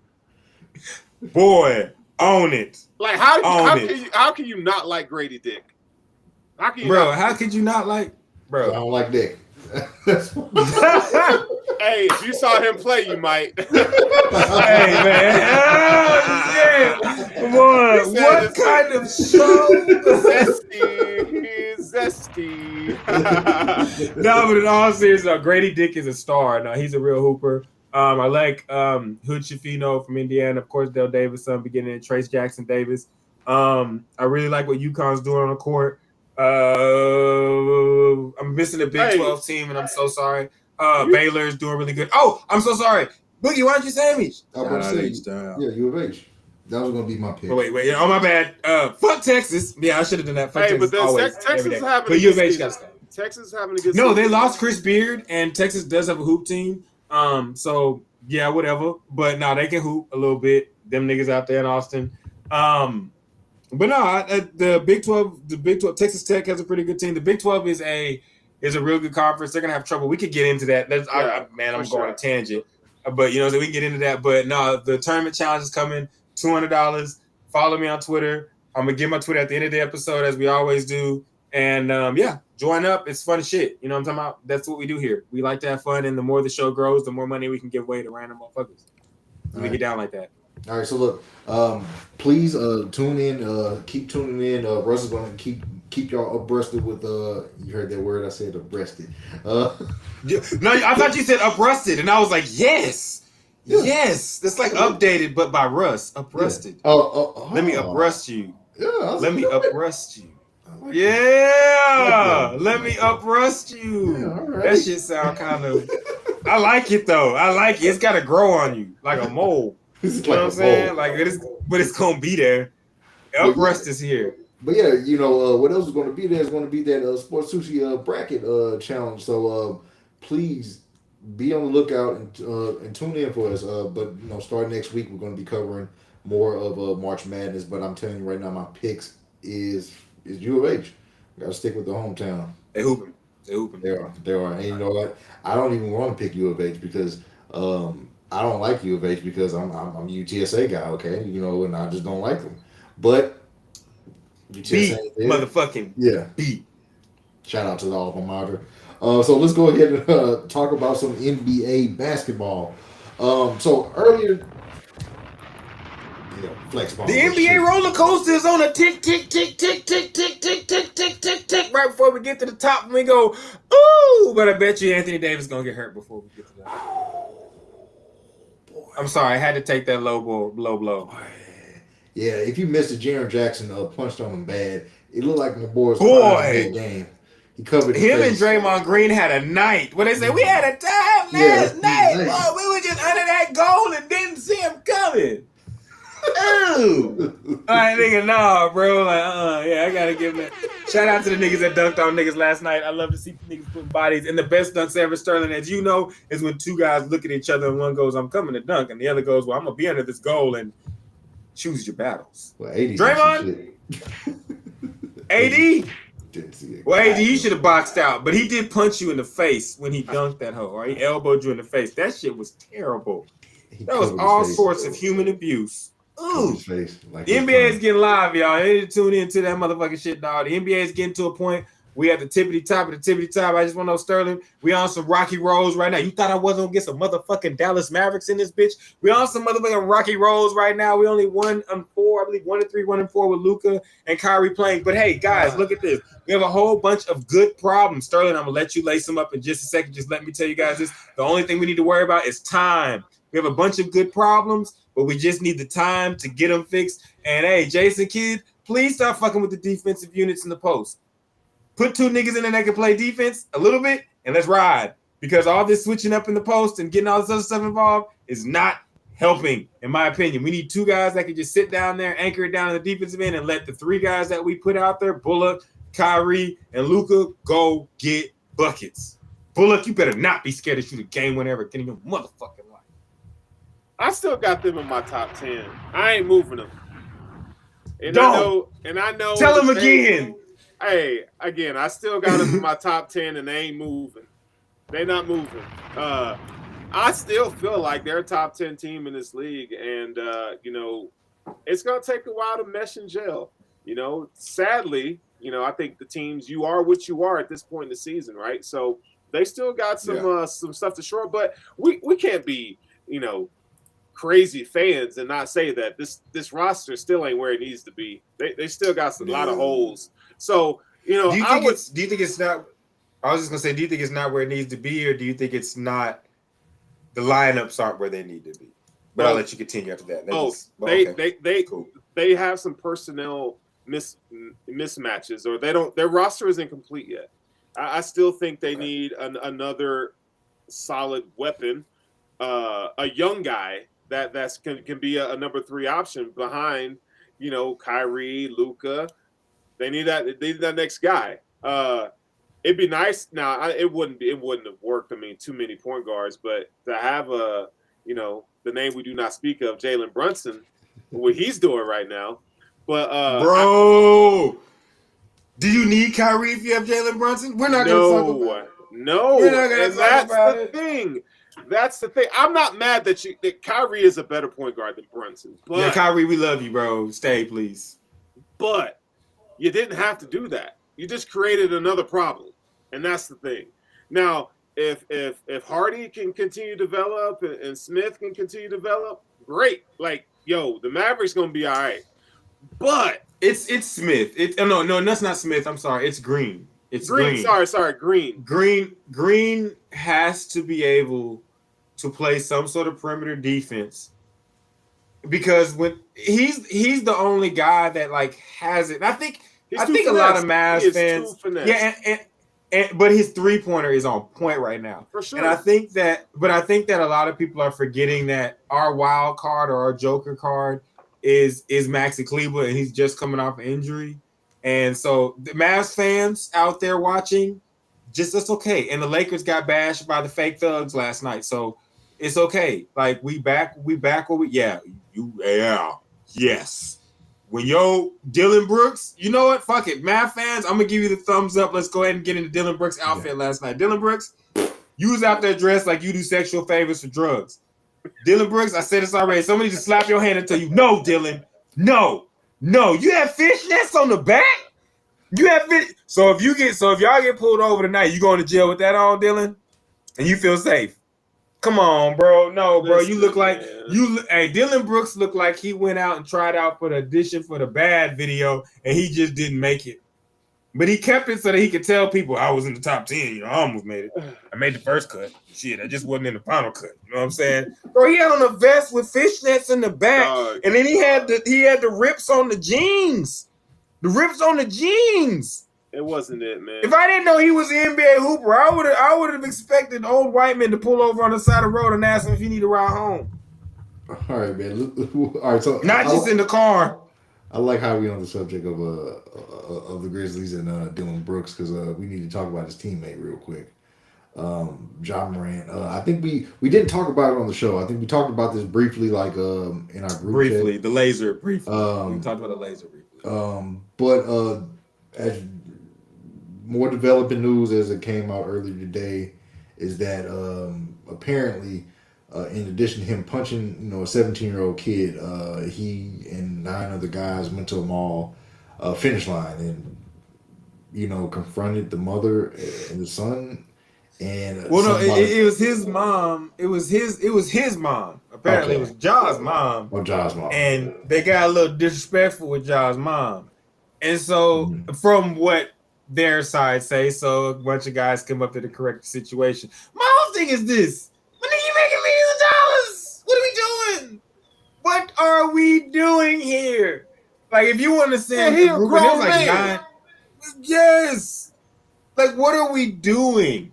Like, Ja, if any of this is truly true, bro, like, there is no reason on guys. I see the pictures of him in the blue outfit with the sandals on, and he's a very nice outfit, by the way. There's no reason to be ashamed, sir. Live your life the way that you need to live it, sir. You know what I'm saying? Like, hey, I'm just saying, man, if that's you, Ja. That's you. I mean, it's a little corny, but that's you. Fresh though. But you was on your Carlton Banks. You know what I'm saying? But but like to do the which he's fresh though. But like I don't know. This whole thing, I just have to see how it unravels, whether it be good or bad for anybody, because I just have to see, because everything is just crazy. I can't believe someone would look just into the NBA and then be like, nah, I want to go do it finesse 2 times raps about. I want that. You know what I'm saying? Like, I don't know. I don't get it, bro. Like, I don't know. And then on top of it, I don't know if it was like, I know the first incident with the 17-year-old at the basketball gym. Okay, like that can happen, because if you're a youngin and you get to talking too crazy to an older person, you might get punched in the face. Lesson learned on the basketball court: don't talk crazy to old niggas, because at certain points, nigga, we got kids. We just gonna hit you in the face and knock you. And hey, it's just what it is, bro. We too old. I don't have enough energy to talk and fight. So you know what I'm saying? So choice must be made. You know what I'm saying? We too old at this point. And so, like, at that point, I believe, like, if a 17-year-old was barking at Ja and he slid off on him, like, I can believe that he was just like, just shut the fuck up, youngin. But like, if you got 9 niggas going to the fucking finish line, what Jordans you getting that finish line, by the way? I worked there, and you can ask my nigga BA. Hey, we had the lowest of the low. Finish line was the last place you went on Saturday morning. We had like 2 pairs, and most of the time, me or BA got them hoes before y'all could. So sorry for you. You know, hey, I'm just being honest. You know what I'm saying? So like, I don't know. It's all weird to me. It seems like a bunch of nonsense. So I'm gonna wait for everything to just go along a little further. You know what I'm saying? And let it develop. I don't know. John might just be tripping. If you point lasers at niggas, bro, you're stupid.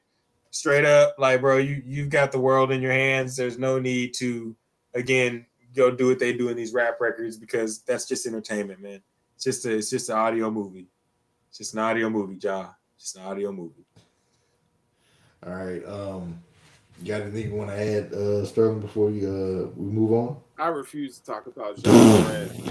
He said, I will not put Ja and Tough in the same goddamn sentence. Y'all won't make me do it. Right.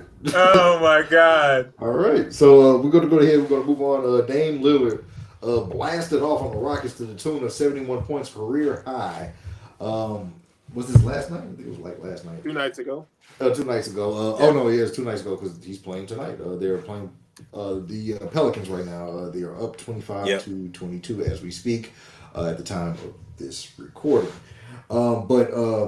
Yeah, man, Dame has always tormented the Rockets. It's always,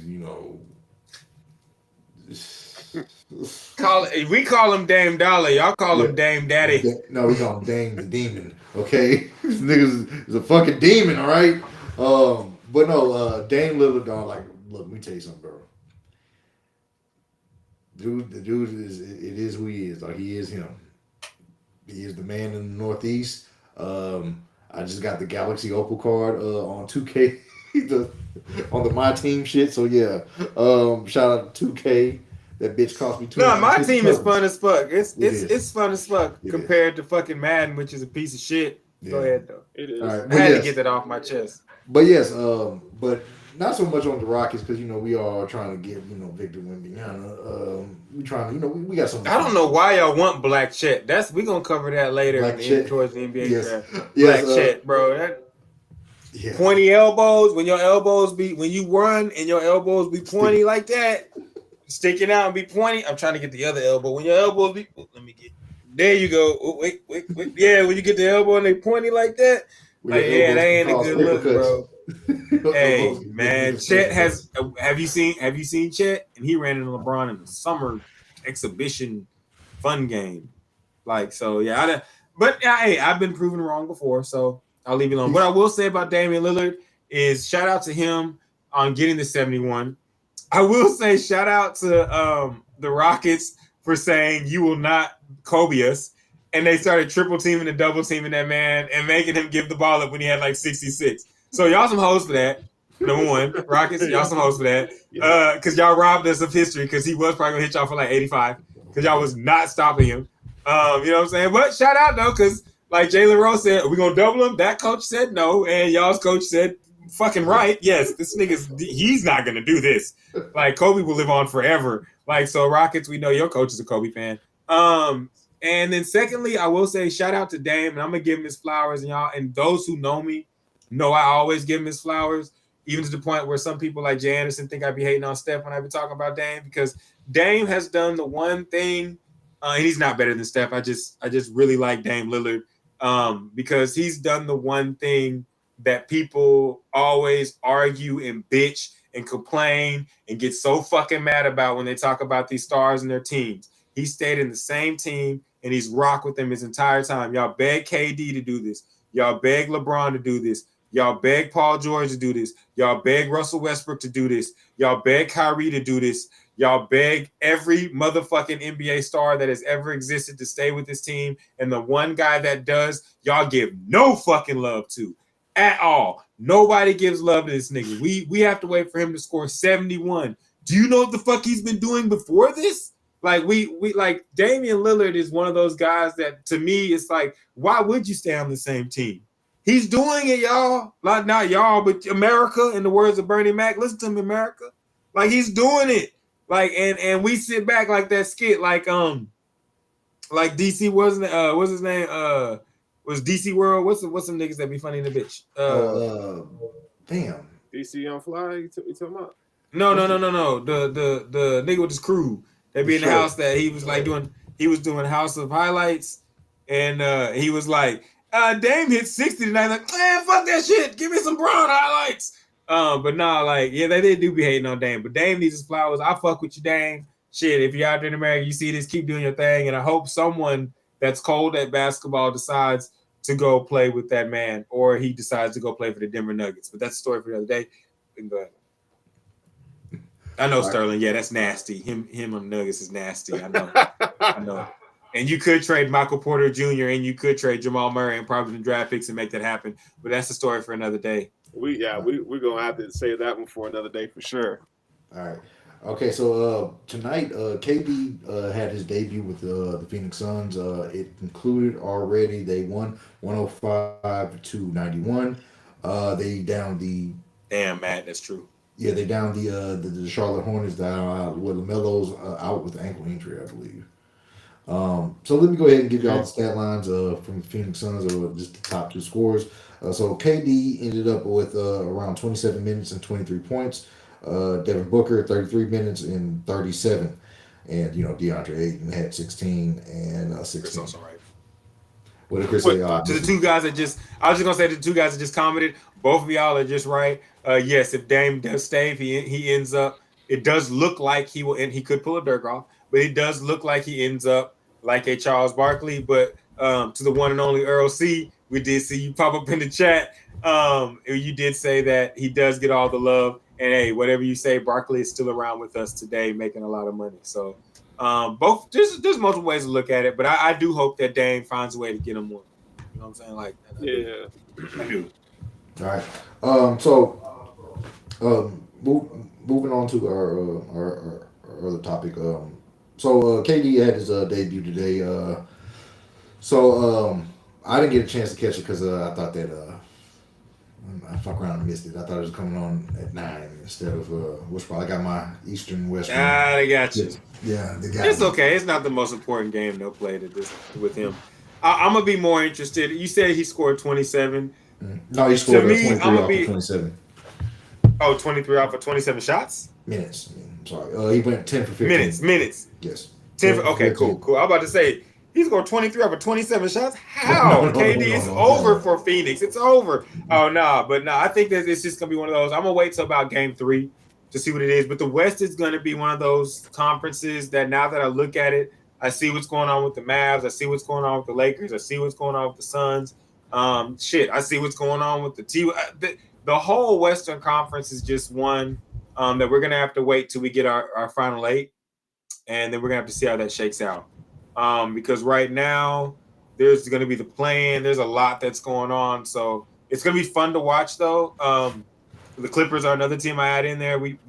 They're the team we always talk about. Again, the Nuggets. They look like they might have the MVP again if he gets the Triple Crown. So the West is banging, my nigga. So yeah, just enjoy it. Enjoy it while we can. You know what I'm saying? I think it's about time I do it. One time flex bomb for the Western Conference. I guess flex bomb for the Eastern Conference too, because you know what I'm saying, Jason Tatum and them, the Philly trash, but y'all be hooping. So I'm gonna shout out, and y'all got my nigga Maxey from South Garland. So shout out to them too, the Eastern Conference. But the West is gonna be rocking. I just had to give the NBA their flowers real quick before Sterling gets the top 10. All right. All right. So what we got? Jokic gonna be the MVP though. Just so y'all know. It's the sports sushi. I don't have the sound effects yet, so I got you, Sterling. And it's not sponsored by anybody. It's the sports sushi stack.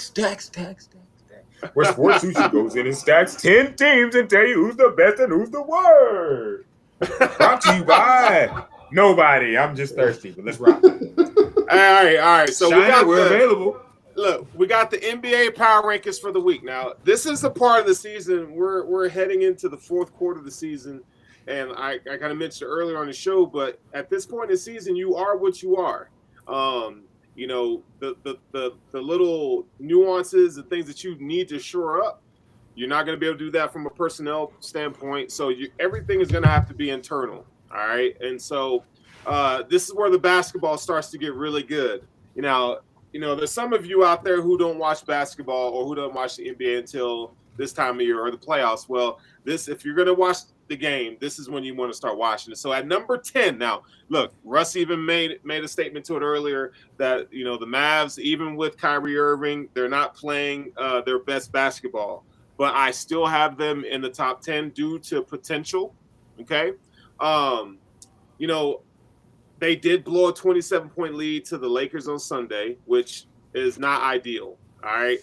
But I do expect the Mavs to get better. Now, keep in mind, Luka Doncic, when he's just him alone, even without Kyrie, it's just he's a bucket.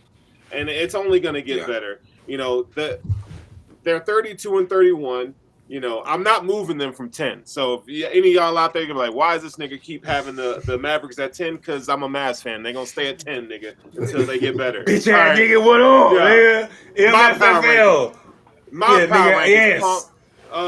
Sushi stack, nigga. Hey, at number 9, though, I do have the Phoenix Suns. Now, again, you know, Kevin Durant, that's a big deal. I think this is only going to make. I think a lot of people are sleeping on the fact that this is a move that only makes, you know, it's going to make Devin Booker even more lethal because you're not going to be able to roll zones and coverage or whatever, however you want to call it, over to Book. Book's going to get his now.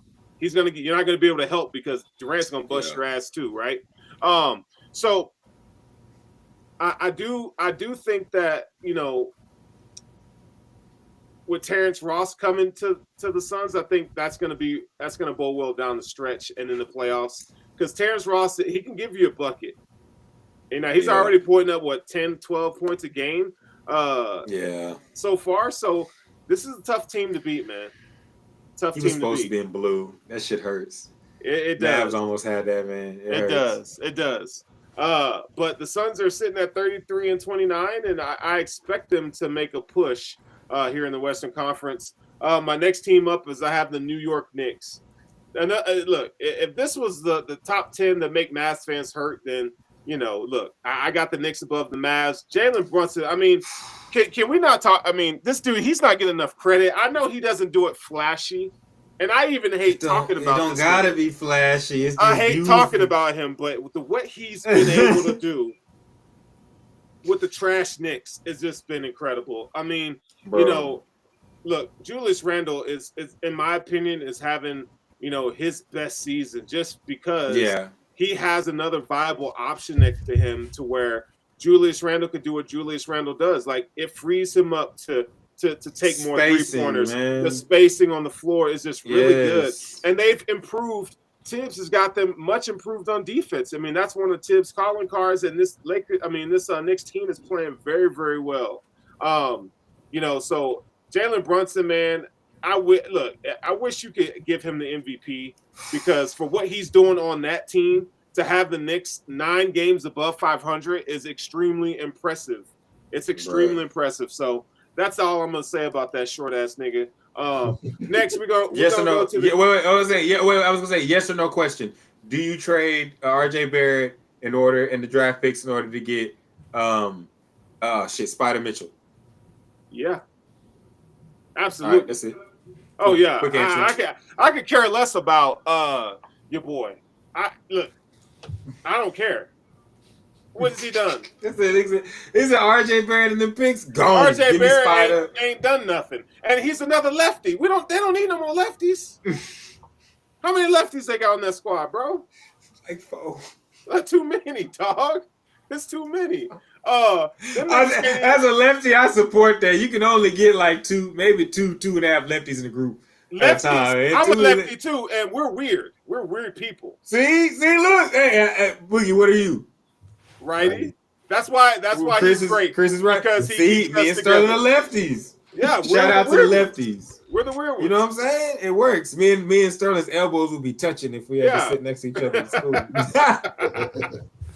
All right, so hey, at number 7, I got the Sacramento Kings, man.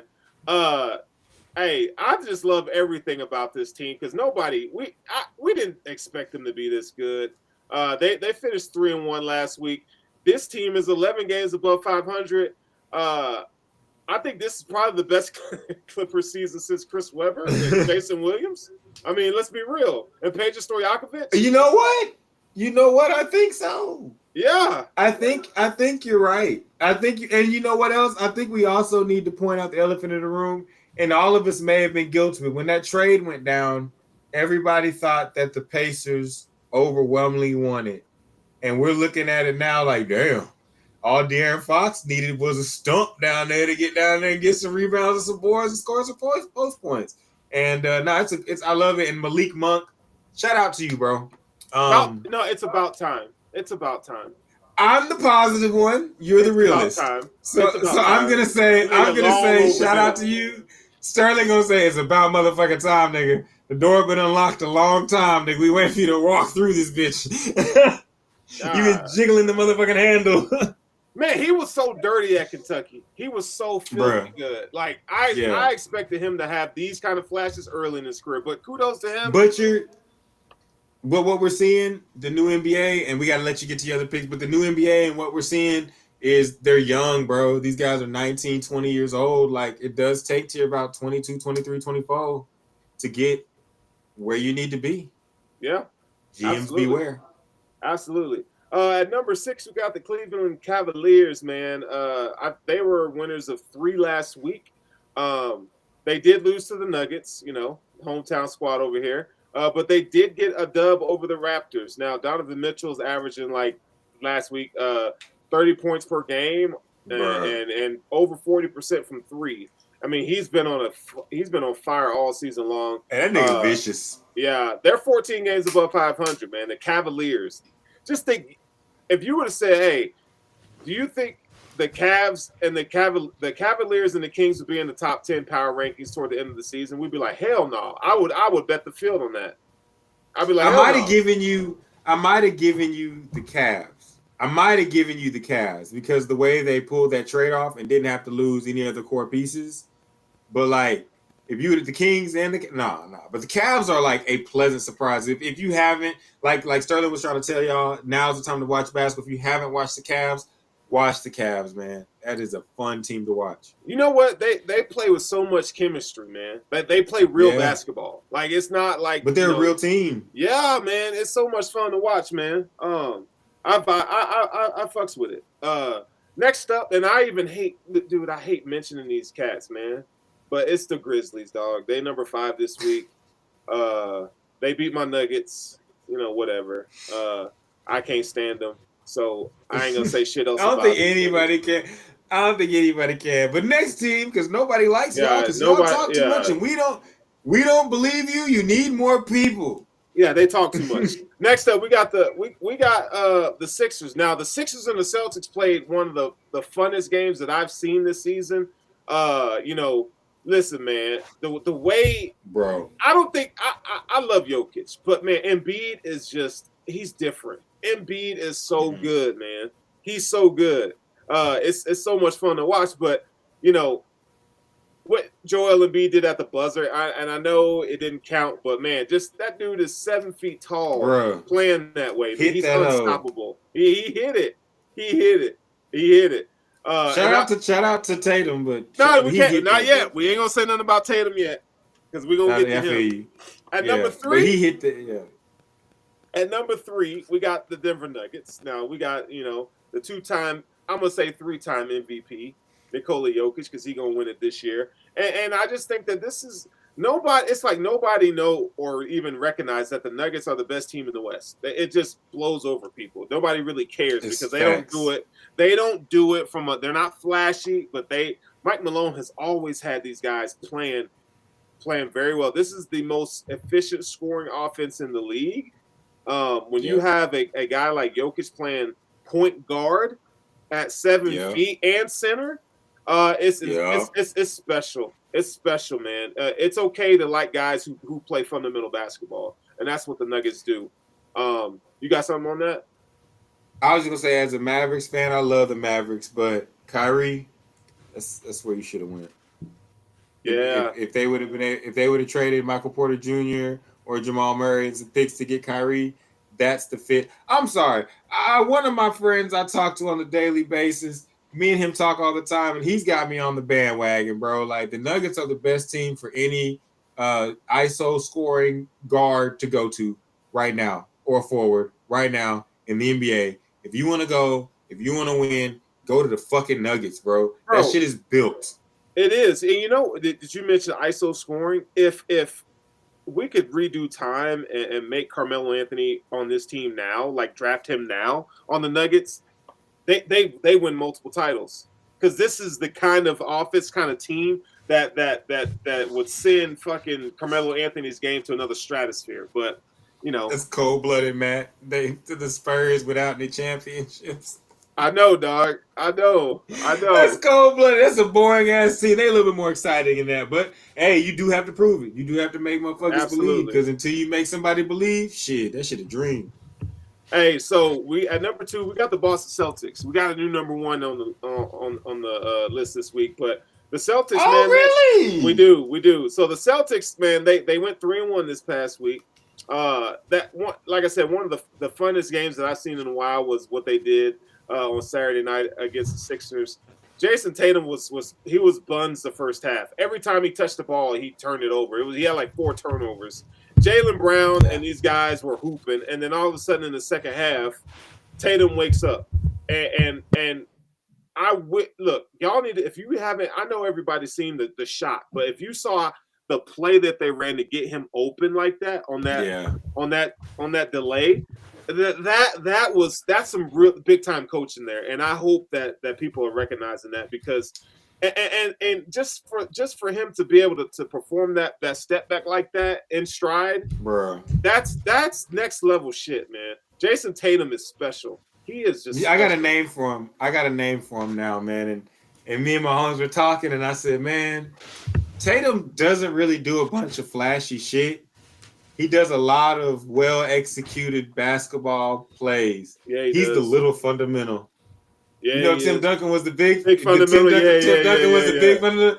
Yo, this the little fundamental right here, bro. Because Jason Tatum ain't finna come down and do a bunch of crazy shit, but he gonna do everything fundamentally that a guard forward should do to get buckets, and he's gonna do it perfectly.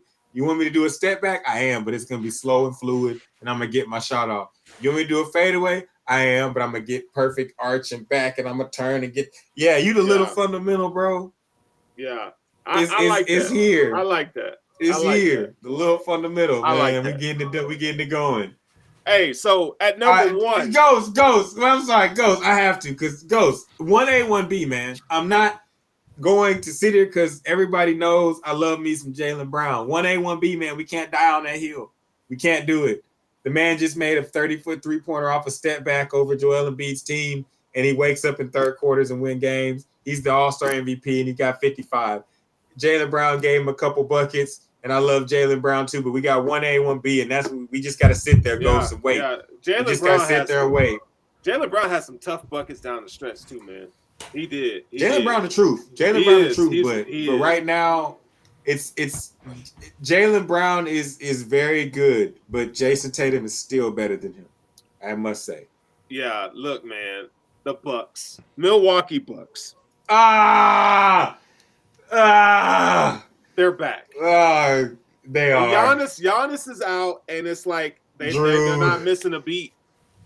Drew. What the win streak is at? What, 15 games, I believe? Yes. Listen, man, Jrue Holiday, Jay Crowder, and Bobby Portis. Bobby Portis is the perfect Debo. Like, I'll knock your ass out, dude. Ain't he though? Bruh. So he is crazy eyes from Arkansas. Yeah, Jay Crowder and Bobby Portis, man. You know what? Like, if I had to compare them to a squad, it would be the old school. It'd be the Bad Boys. That's what they play like right now. Oh, they are rough and tough out there. They're very gritty on the defensive end, and they do just enough on offense, man, to get it done. Like, without Giannis. I was gonna say the 04 Pistons. I was gonna say the 04 Pistons. Yeah, okay, not that's quite, even better. Not that's quite. Better. Yeah, I was gonna say not quite.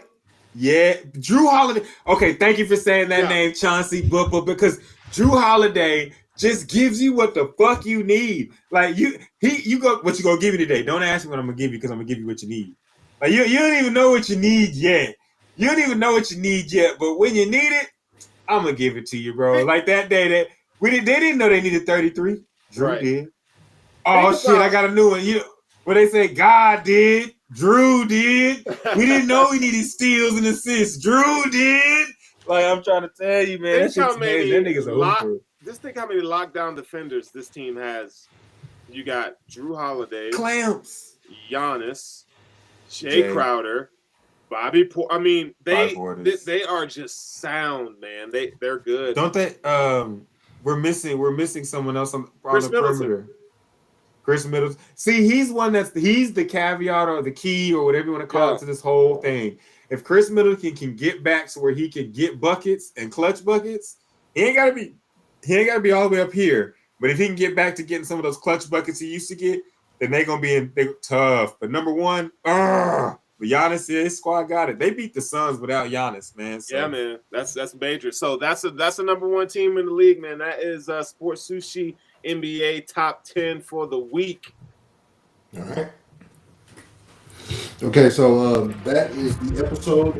Our episode today for Sports Sushi. Can I say something real quick before we end it up and do a little thing for our social medias? Because y'all know how I get down. I listen to everything, watch everything, and then all across the media, we always talk about the dudes and everybody that's doing shit wrong in domestic violence, and the guys that are guilty, and the guys that end up going to jail, and the ones that do everything wrong. So today, I do want to shed a little light on when the thing goes the other way. Amir Rep and Jason Went, they were the players from Ohio State that were accused of crimes over 2 years ago. They lost their entire football career. They were innocent. So to all those out there that report on this, to all those out there that talk about this, if you are listening, if you can get this out to them, please, man, equality, be fair about this, because the only way that we're going to get to an even ground, and the only way we're going to get to a place we don't have these guys losing their life over lies, and we don't have these girls losing their lives over bullshit, is if we can be equal and tell both sides when they are wrong.